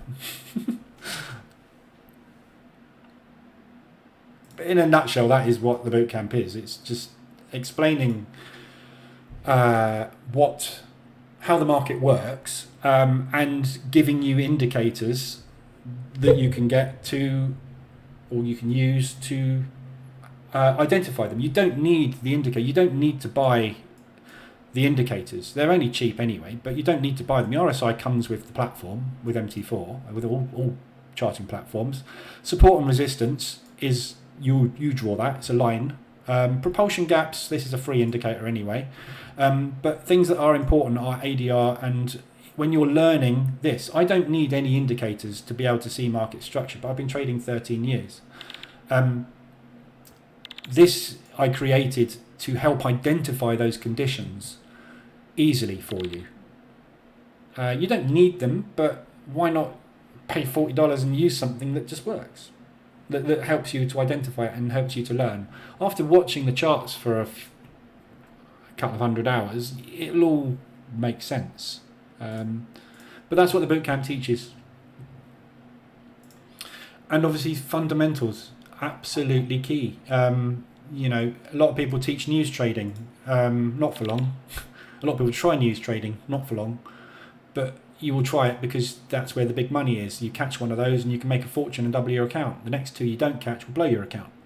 You'll learn that, and you'll learn to get out of the market ahead of news, or depending on the type of news, use it to your advantage. So the number of times I've sat here and said, I'm in drawdown on these two, but this evening we should get a positive move on this because this news event is coming out, and I'll get out of those positions. And you're just waiting for the market to move it.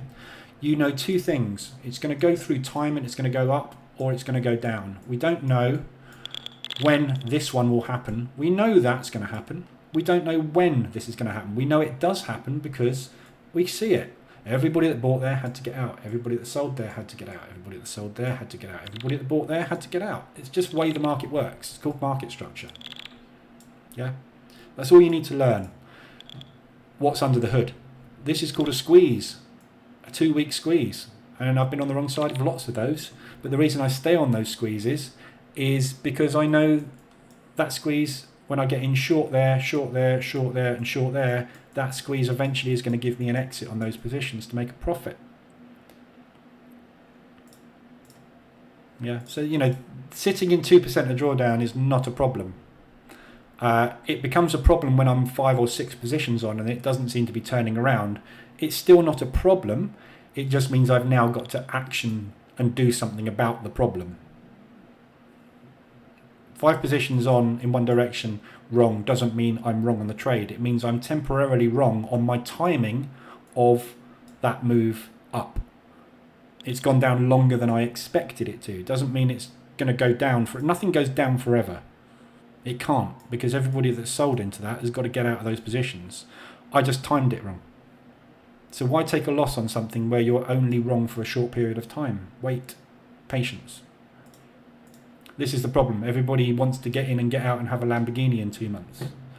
It's not the way it works. 10 to 15% a month is a really, really, really good result. You just need an account size big enough to make money out of that 10 to 15%. Sorry, I'm waffling.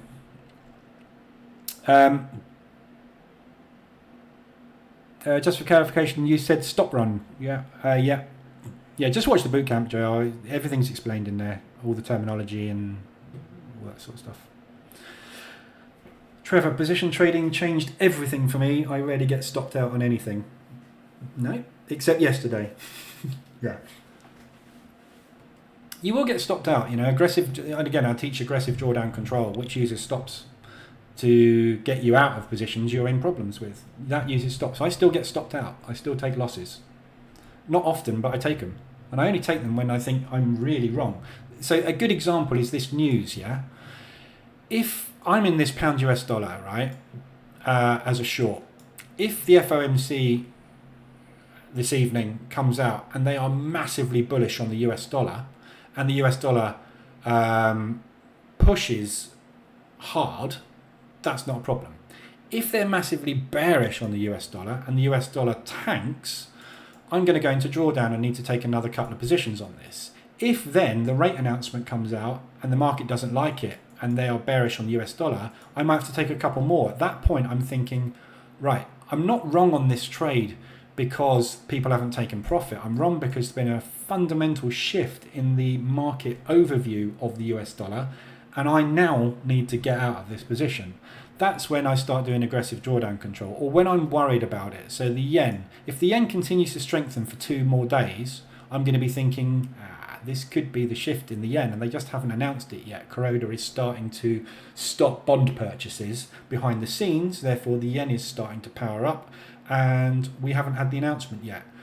When the announcement comes out, I'll be like, right, I'm wrong on the yen direction, I need to exit. And then I'll start doing aggressive drawdown control on it. But until then, this thing can fluctuate between 2.5% and 0.5%, do what it likes.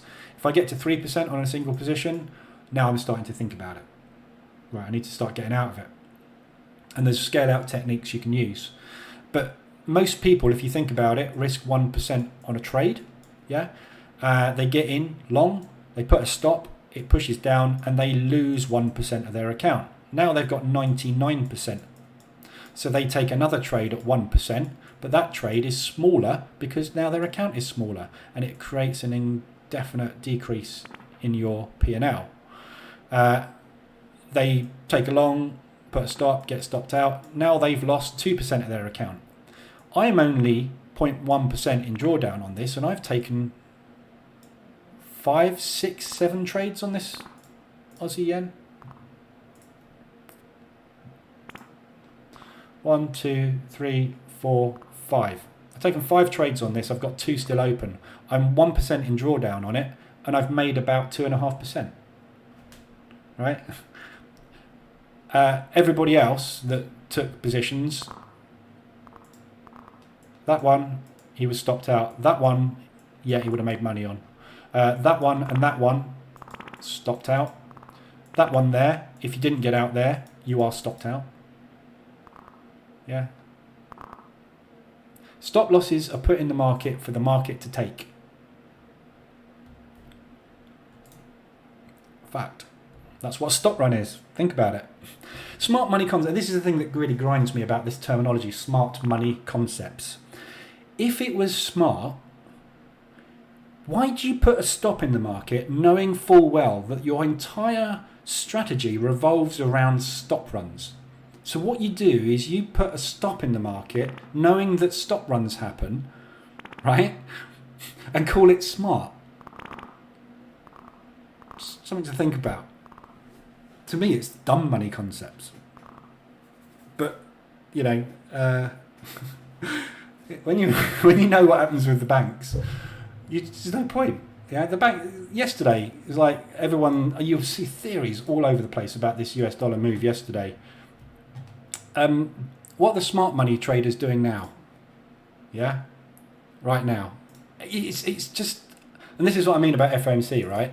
I am a bank with $2 billion in contracts to execute today before midnight, right?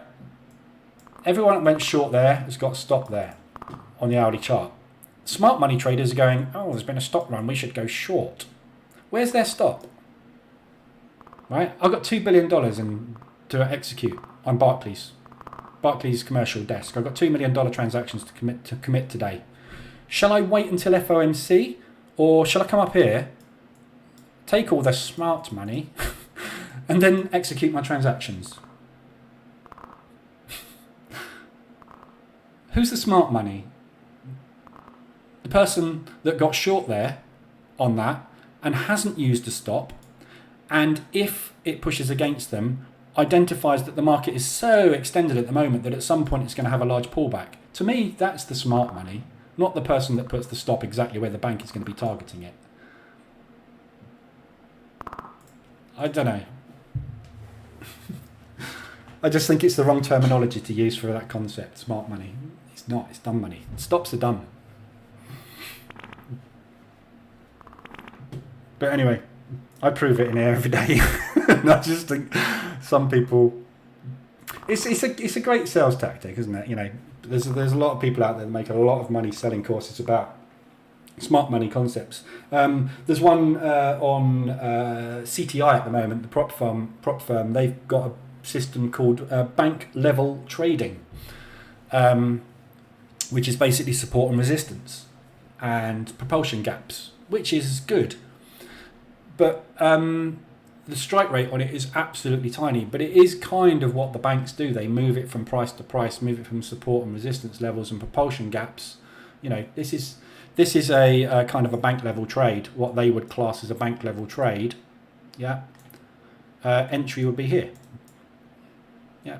But if you think about it, it is just resistance, support and resistance. It's another name, another clever terminology for the same thing we know happens over and over again. Support and resistance works some of the time. Reversal alerts work some of the time. ADR reversals work some of the time. Price action works some of the time. When you realize that everything works some of the time, you'll stop worrying about what to use and you'll just hit the buy button or the sell button when you fancy it and deal with it after something happens. If it goes against you, deal with it. If it goes with you, deal with it. Stop trying to look for an entry in a market which is made of chaos controlled by 8 banks in the world. You have no control over what happens. As soon as you identify that you've got no control, you'll end up just hitting the button and worry about it later. But don't put a stop in the market so that they can take your money and then worry about having to get in again. Get in, see what happens afterwards. That's smart. That's my definition of smart anyway. Biggest losers have always followed a good spell. Yeah.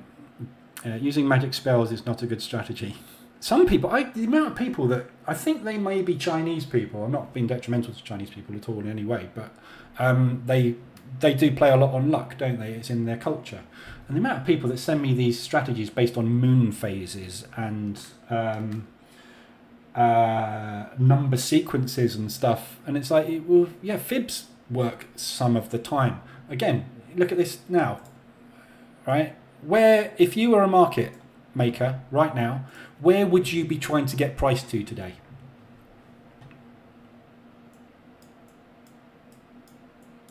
Yeah, somewhere around these levels. Why? Because the entire world is looking at these levels because they're Fibonacci numbers. Sometimes they work, sometimes they don't. I would say 50's probably got the best chance of getting a bounce today, wouldn't you? It becomes a self-fulfilling prophecy. But what the market will do is it will do that, everyone will put a stop there. Then it will come down and take out the 61.8, and everyone will go, oh, that failed. We'll get long at 61.8. Then they'll do that. They'll take you out, and you go, oh, maybe this is going down, so I'll sell it. And then they'll pump it. They're not stupid. All they're doing is moving the market from liquidity pool to liquidity pool. And who provides the liquidity? Stops. What do retail traders use? Stops. Stop using stops. Whoa, all of a sudden you're not a target anymore. Anyway, there's the boot camp. So you don't need to bother watching that anymore. That was it. All done. To be honest, you do need the trade panel. Yeah, well, you need to know exposure is the most important thing, and knowing where you need to take action is important. So I'm starting to think about taking action on this. There's two things: either the number of positions and a drawdown, or time in trade. So Aussie yen, I've been in this for a while. Thursday, only a week really, or less than a week, not really. When I've been in something and working something like this for a week or two, I'm starting to think, right, okay, well, it's not going where I thought it was going was up here. If I've been in this for a couple of weeks and we haven't got anywhere near making progress up there, I'm thinking, yeah, maybe I'm wrong, and maybe this is actually going to shift market structure short. In which case, I'm now thinking I probably want to get out of it. So even though I'm not in masses of drawdown on it, I'm thinking of potentially doing aggressive drawdown control, because if we've tapped we tapped the 24, made money. We tried to tap the 24 again, waited to the 72, made money. We've tapped the 72 again. If it now breaks the 72, I'm thinking, right, probably wrong on this, aren't I? So now I'm going to get aggressive on it. Not because I've got too much drawdown, but because I've been in it for too long. The market needs to prove you right within about a week. If it hasn't proved you right within a week, you're wrong. So, or you're range bound. In which case, it's really easy to get out, isn't it? But that's what this tells you, obviously. So you need to know how many positions you've got on. You need to know what your drawdown is.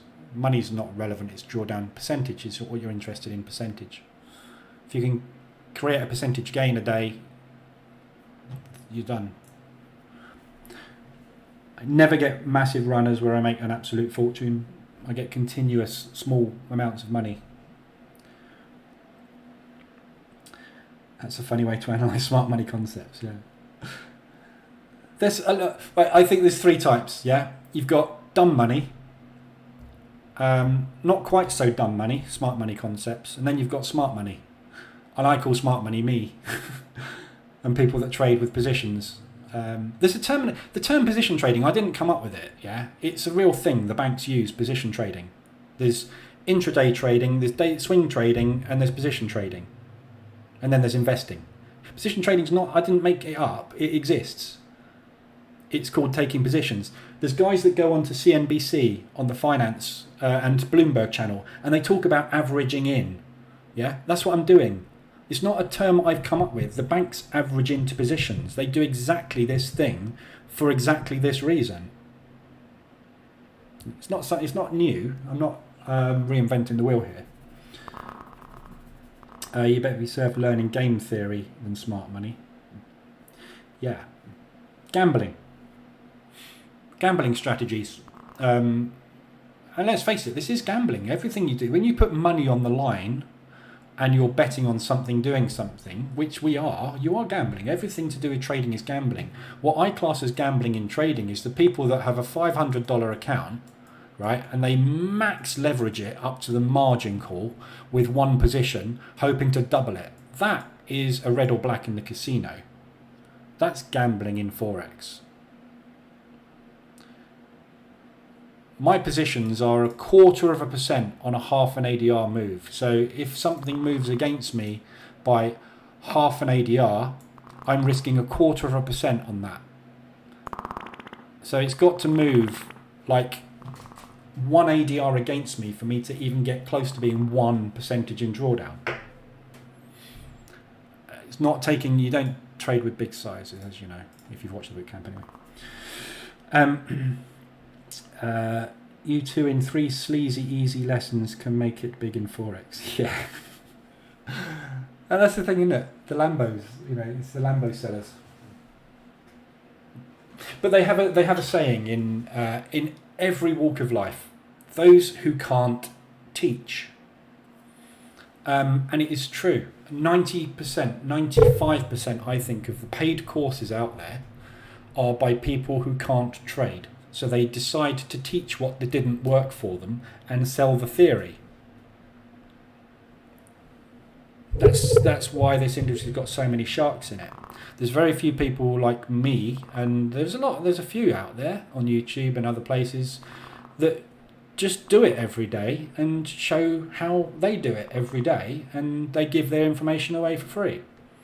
There's a few of them out there. There's a lot of them on Forex Factory and the Forex Factory forums. There's loads of people on there, and one of my mentors was on Forex Factory, probably still is. There's a lot of free information out there, but the people that give it away for free are the people that have cracked it and they want to pass it on. That's the difference. Anyone I used to charge for my course, but I charged $50 for it. It's like, because it took me a long time to do it and I want to get some money out of it. I'm still human. I still want to be paid for my time, which is why I sell the indicators. You don't need the indicators, but the indicators kind of pay for the time that I spend sitting here doing this. Not a lot. Couldn't live on it, but it's how the industry works. And I had somebody as well contacted me about an EA which was using martingale technique, which has just blown up a load of people's accounts after 6 months. And it's not until you've gone through those things that you learn that they exist, and sometimes you just have to learn by harsh lessons. Unfortunately, I've done it. I've spent thousands on courses, thousands on EAs, and after a while you suddenly go, nah, it doesn't work. But it costs you a lot of money to find out. It's part of your education. In my trade dashboard for the open trades, instead of the profit loss amount, I show the ADR distance. Cool. Yeah, that'll work as well. What does ADR mean? I googled it and got American Depository Receipts. Average daily range.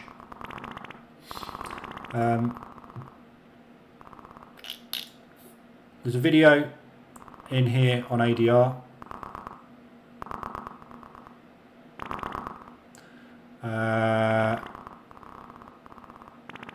It's in the educational. How to profit from average daily range reversals.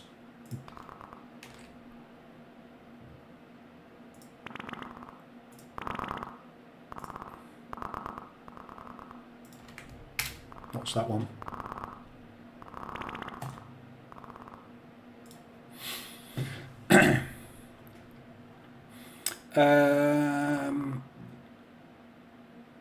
True, a lot of the sellers are not profitable. Problem is they talk about generic concepts which in itself are true, market structure, support, resistance, but only work in the right hands, just not theirs. Yeah.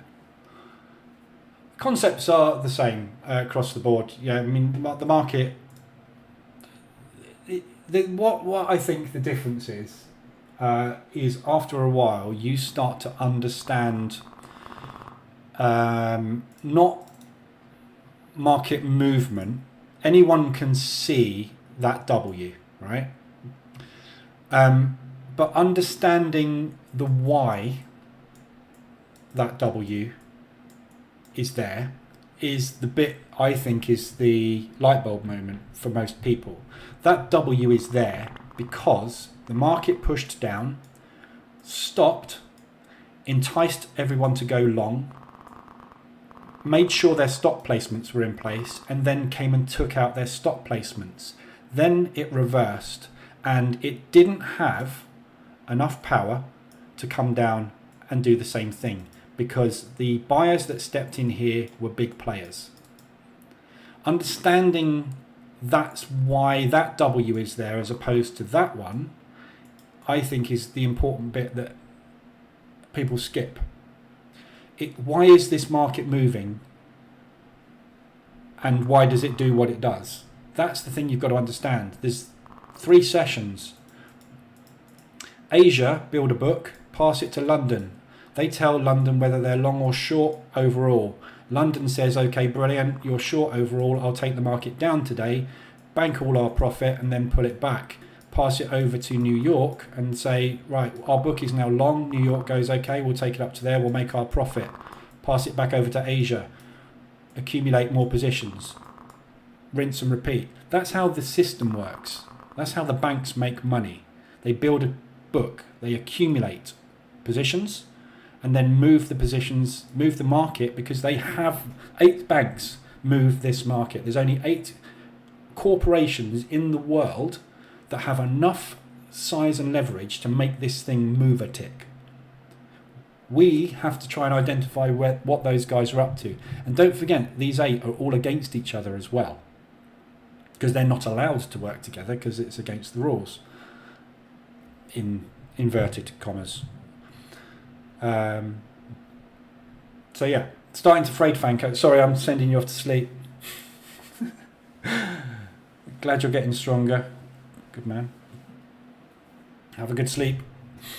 So yeah, so understanding stuff, that's what you need to stop concentrating on 3-bar reverse. I mean, 3-bar reversals are important. You know, there's candlestick patterns, hammers, shooting stars. They all tell a tale. They tell you something, but where they appear is important, and you need to understand what is the market doing when it paints it. Not the market has painted it, I go short. Why has the market painted that? What's the reason? Is there something that backs up the fact that this should be a short signal or not?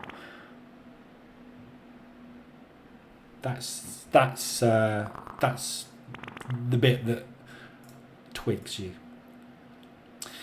Who was one of my mentors on Forex Factory? A guy called Strat. He introduced me to this, which I've adapted for the daily chart.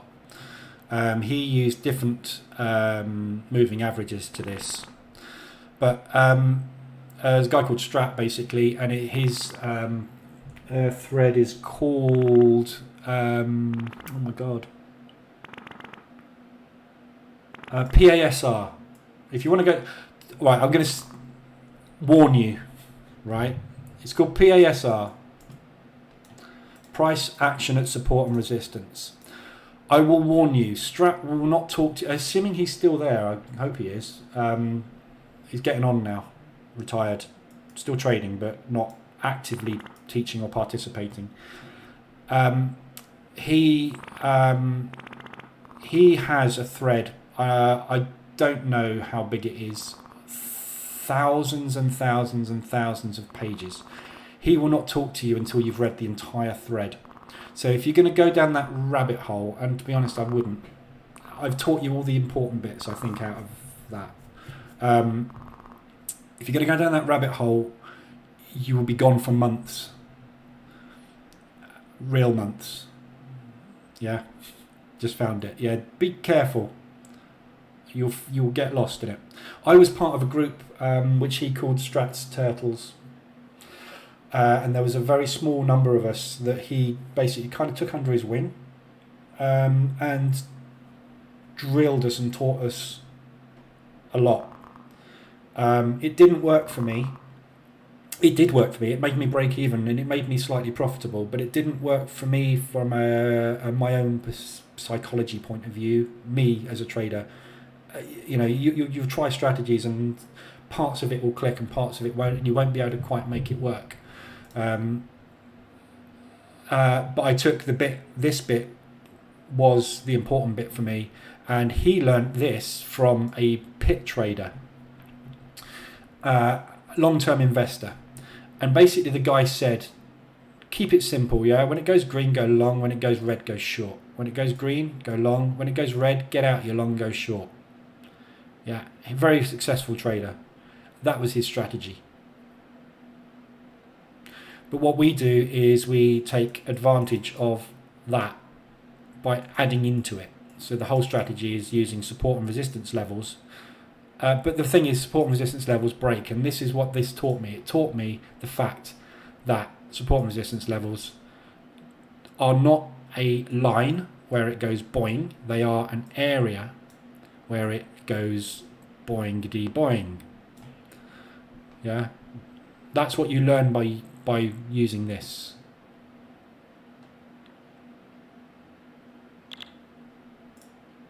But yeah, go and check them out if you want to. But I'll see you in a couple of months. Hopefully. Honestly, it might work for you. But again, you're going to go back to using stops. If position trading isn't working for you, go back to using stops. If you want to go back to using stops, yes, go and spend months with Strat. You'll learn a lot.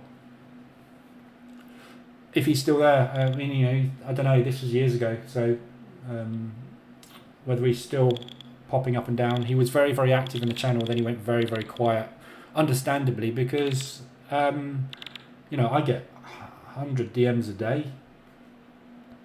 Not that many. Well, no, I probably do. It takes a toll on you. Trying to run a forum on a Forex Factory is a full-time job. Trying to run my Telegram channel is half a full-time job. You know, don't forget these guys doing it for free. So that's why he says read the whole thing, and that's what I do to people. You know, people ask me questions. Have you watched the Boocamp? No, go and watch the Boocamp. I spent 20 hours making that. Right, at least do me the decency to go and watch the thing before you ask a question. And then if you've got questions after it, no problem. I'll clarify it. But that's why I built the Bootcamp, because I answer the same questions over and over again. Normally, how do you do it? It's in the Bootcamp. No, I've gone through so many Forex Factory threads in the past several years. Robinhood's TMS, Laura's roadmap, pivot trading. Yeah, I did pivots with, I've forgotten his name. There's a guy in there that trades pivots. But the problem is, with all of these things you will find on Forex Factory, the charts that show on there are the ones that work. What you don't see is the guy running that pivot trading forum, which is absolutely huge and massively profitable, and I've been through everything on it, and I used pivots. I've probably got his indicators in here. You never see the losses. You know, if he went online on YouTube every day and traded pivots and came on every day and showed his P&L and traded this stuff, I'd have so much respect and I would do it, and I'd think, right, well, this guy can make it work, I can make it work. None of them do. It's a forum. They're hidden behind Forex Factory. You don't know who they are, what their trading experience is, anything. I've been in the bootcamp, third or fourth slide in the bootcamp. This is me. This is what I've done in my past. This is the amount of accounts I've blown. This is who I've learnt from. This is why we're doing this. David, that's it. That's his name. David's Pivots. Brilliant. I got sucked into David's Pivots. I've probably got it in it. Look. Oh no, I've cleared out. My other MT4, I'll have David's Pivots in here somewhere. But yeah, I got, and it's great, and it works some of the time. ADR works some of the time. Yeah, pivots work some of the time. The problem is they don't work all of the time, and everybody's looking for that. Something that works 60, 70, 80% of the time. Pivots don't. It screams through pivots. And then it consolidates and screams through the next lot of pivots, and then the next lot of pivots. If you traded David's pivots using a position trading strategy, there may be an edge there. I don't know. I don't need to, because I've got mine. But you could come, and this is what I say in the bootcamp, don't I? Take bits that make sense, use them, and put together your strategy. I take trades in here that you won't take. As long as you're following a set methodology that uses something that makes sense to you, that's all you need. And if David's pivots become part of your position trading strategy, fantastic. I haven't tried them with position trading. That's what, remember I said in the bootcamp, I went through my drive, which has got thousands of hours of courses, hundreds of PDFs, all the strategy notes I've made over the years from various mentors and strategies I've done. I took the whole lot and spent weeks going through it. And I was like, yeah, I know that doesn't work anymore, because now I know how the market moves. That's a load of bollocks. Get rid of it. Gone. And I took all the bits that made sense to me, which was Strat's shadow. Made sense. Trend. You can see the trend. I took away the fact that I learned about fundamental reporting. So I used the 24 and the 72 moving average because they're fundamental reporting levels. I then took market structure because that works. I know market structure works. I took ADR because I heard about it, watched some courses about it, and then I did the research. I went onto investing.com and spent a week putting together spreadsheets of all the FX pairs to prove ADR worked and to tell me what the percentage chances are of things happening at those levels. So I incorporated that into my strategy. I've taken RSI from people like BTMM. He uses the TDI, Traders Dynamic Index, which is created by, again, another guy. But the core of the TDI is the RSI median. So I got rid of all the crap out of TDI and said, right, well, the RSI median seems to be the best thing for telling me if there's strength. I took elastic band theory from a stock trader I used to trade with. He used to use elastic band theory for scalping NASDAQ. I took that away. So I put all this together, elastic band theory. How can I identify when things are stretched? I can use RSI. How do I know which way to trade? I can use those moving averages that Strat taught me. How can I tell when the market is actually starting to go in my favour? Market structure will tell me. I haven't got an indicator for that. I'll create one. When there's another good confluence, average daily range. Put all together, bang, makes sense to me. And that's what I do and that's what I trade. And the final bit was stop runs. Why am I doing stops? How do the banks do this? They average into positions. Right. Position trading. Dean Malone invented the TDI, yeah. I forget all the names because I've done so many courses and with so many people and there's so many names flying around. Dean Malone, have you ever seen him trade at TDI? I don't even know if he's alive. But I can give you 1,000 manuals that tell you how to trade the TDI, but my God, is it complicated. There's a 500 different... I don't know if I've got one in here. I haven't even got it in here. But, you know, there's 1,000 different lines on that thing. Alligator. I've tried all the alligators. You know...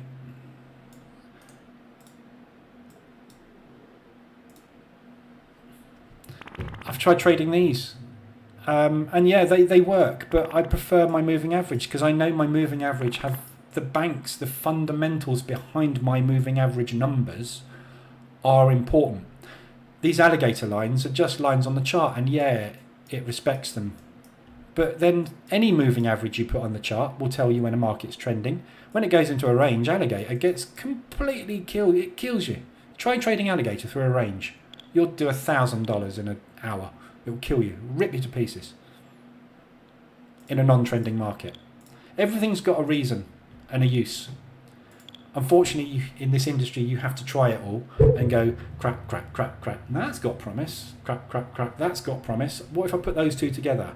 Oh, okay. Now I need something to tell me, and that's how a system or strategy is made. That was my experience anyway. Some people may get there faster, but it took me a long time. Yeah, as Jesse just said, problem is no system works all the time. But in those threads, they never openly talk about when their strategy doesn't work and what to do when that's the case. What they do in the Forex Factory forums when their strategy isn't working is they're quiet. No trades today. Nope, didn't see anything. No opportunities today. No. And behind the scenes, they just lost 4% of their account because their strategy blew up. But they won't show you that. So what we see is the cream. And what we see is the big ones. And this is the thing, you know, this is the random nature of this market. US dollar CAD. No one in the world knew this was going to happen yesterday. A 225 ADR move on US dollar CAD. Strong, absolutely no reason for it. This is what the market does. and David's pivot was there that day. I don't know, it won't be, but if it was, that'll be on there and it'll be like, wow, look how well these work. Right, did you get in there and did you hold it to there, or did you get in there and get out there? Because you needed to make up the 1.5% you lost yesterday. You just don't know what's going on behind the scenes. It's just, and this is what I found.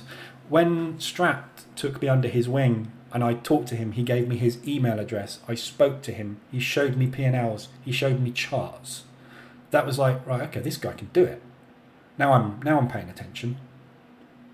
That's what you need.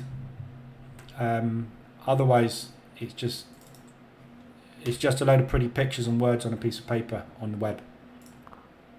Unfortunately.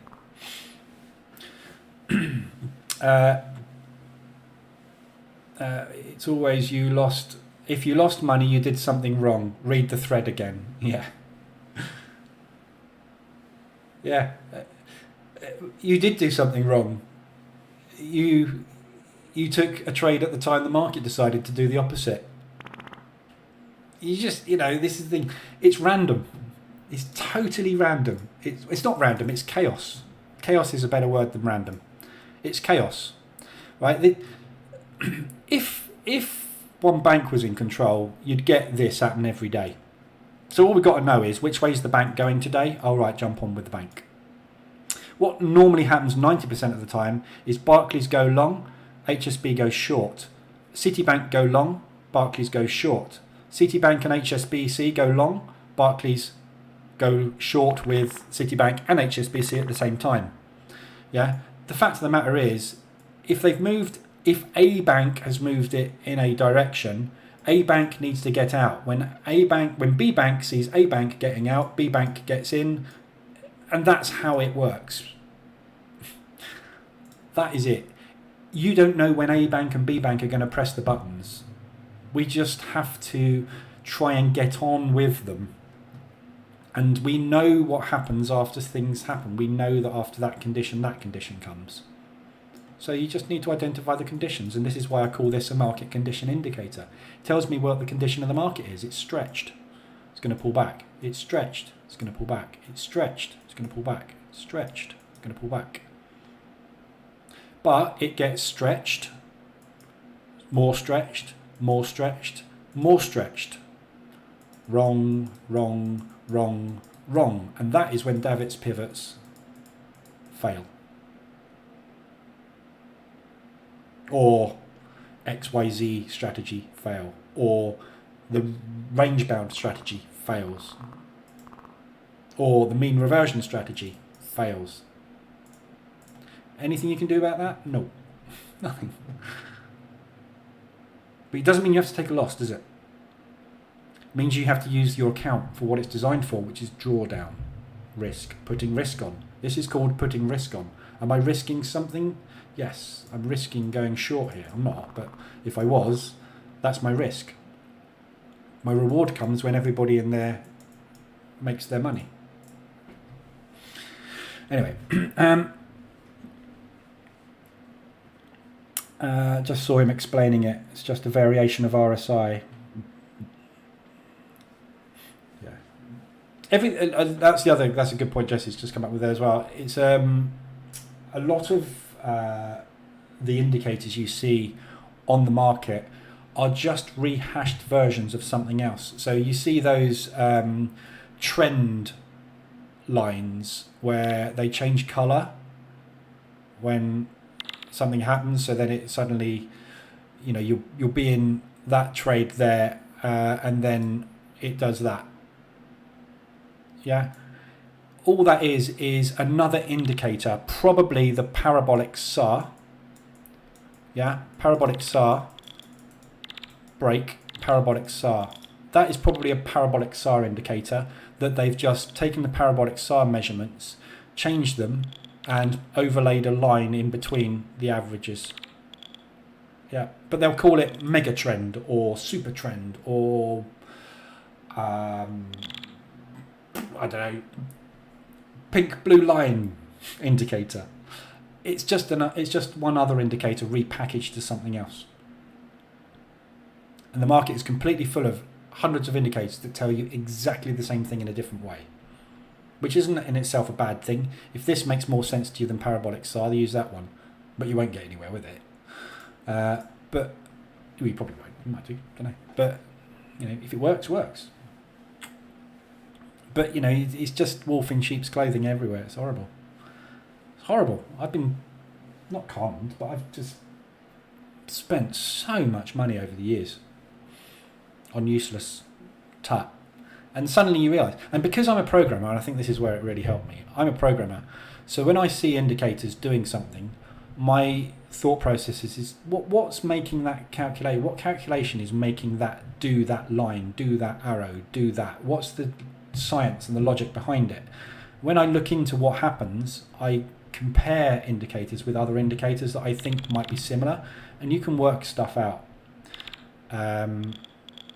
You can work out what is going on. This is how I worked out the RSI. The TDI is just an RSI with a load of moving averages on it and a Bollinger Band wrapped around it.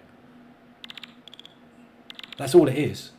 All he's done is he's taken the RSI, Dean Malone, and the TDI and overcomplicated it with stuff up here, and he's put it all down there, which to me makes it more difficult.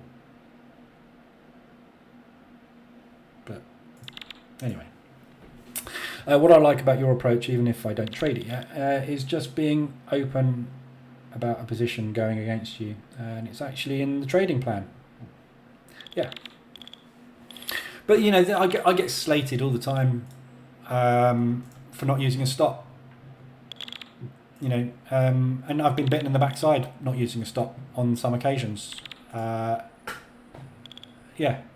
but that's no different to somebody else getting a losing run of 10 trades in a row and losing 10% of their account. I just don't like to lose it because I'm temporarily wrong on a position. I'm not going to let this go to 100% and blow my account. Of course I'm not. Pays the bills.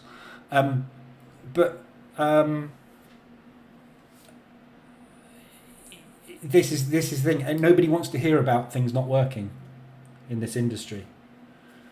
And unfortunately, that's the reality. Is it won't work 50% of the time at least. Unfortunately, but I know how the market is likely to move next, which means I can get myself out of it if it goes wrong. What about the best way to choose pip sizing based on ADR if you want a profit take position of 2%? Should you look at the 1,000th place for parity? I have no idea, JR.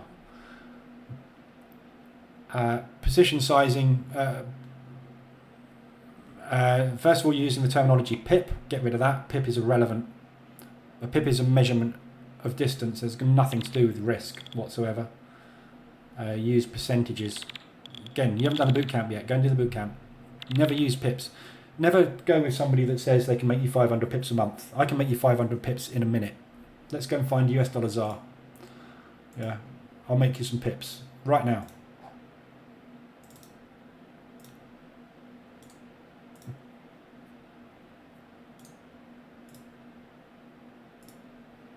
Look at the ADR on this thing, yeah? This thing moves 2,431 pips a day. Look at the ADR dash. Right, what's the average here? Probably 100. Right? If I'm going to start a new service selling signals or indicators that make 500 pips a day, I'll do it on this US dollar ZAR. Easy. It's only got to move a quarter of an ADR. Forget pips. Absolutely nothing to do with anything. Pips are irrelevant. They're used for a measurement of ADR in distance. Yeah. But it's different across all instruments, and ADR is an average of movement. So your position sizing when you get in to any trade, if you're using a stop loss, is based on your stop, nothing more. If you want to risk 0.5% of your account on one trade and your stop is going there, you need to work out what that's going to be. that entry.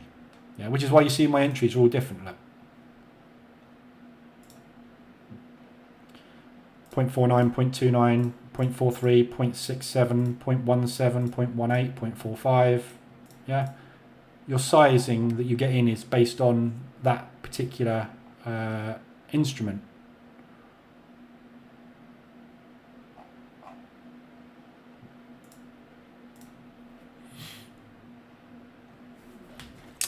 Right, so I'll leave it there. It's 10 o'clock. I'm going to try and trade some Globex futures this morning. Although I don't really like the look of it this morning. We've come back in to the opening range. So we've just tapped our head out, pop back in. So I suspect that's what we'll get today. But I'll see if there's any setups. It's a bit slow at the moment. So I'm just going to manage these positions today and just see where we go. At the moment, we're not really going anywhere by the looks of things. We're just up and down in ranges. Nice little liquidity run now on Euro US dollar.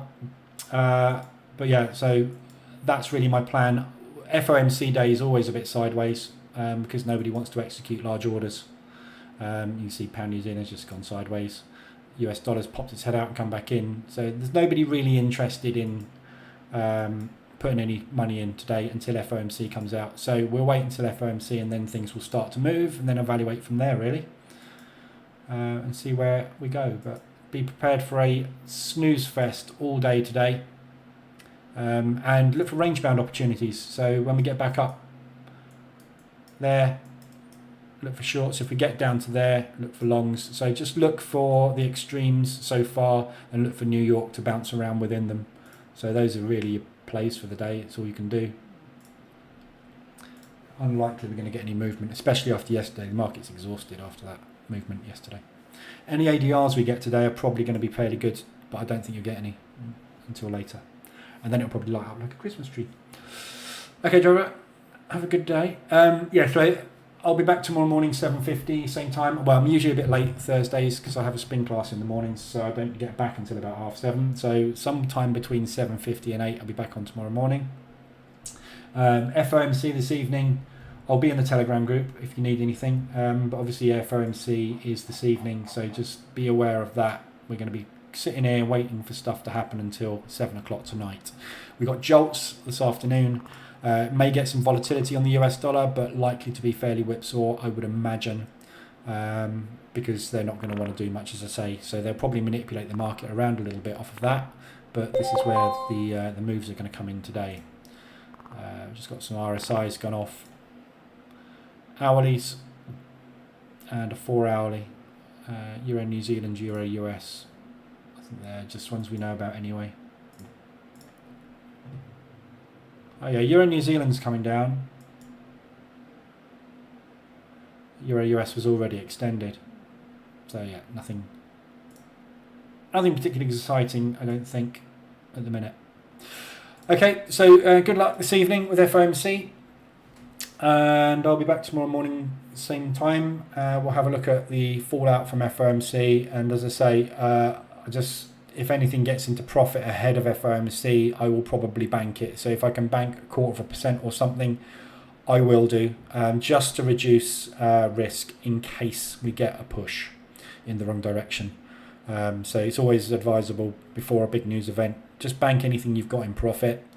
Anything that's near break even that you're happy to get rid of, just bank it. Because it's either going to go your way or it's going to go against you. If it goes your way, these are going to go into profit. If it goes against you, you don't want these going into drawdown with your existing positions. So bank your profit before the news if you've got it. And then, we'll see where we are tomorrow. Hopefully we get a better idea what we're doing with this US dollar push. All right, have a good day, everyone. And I'll see you in the morning.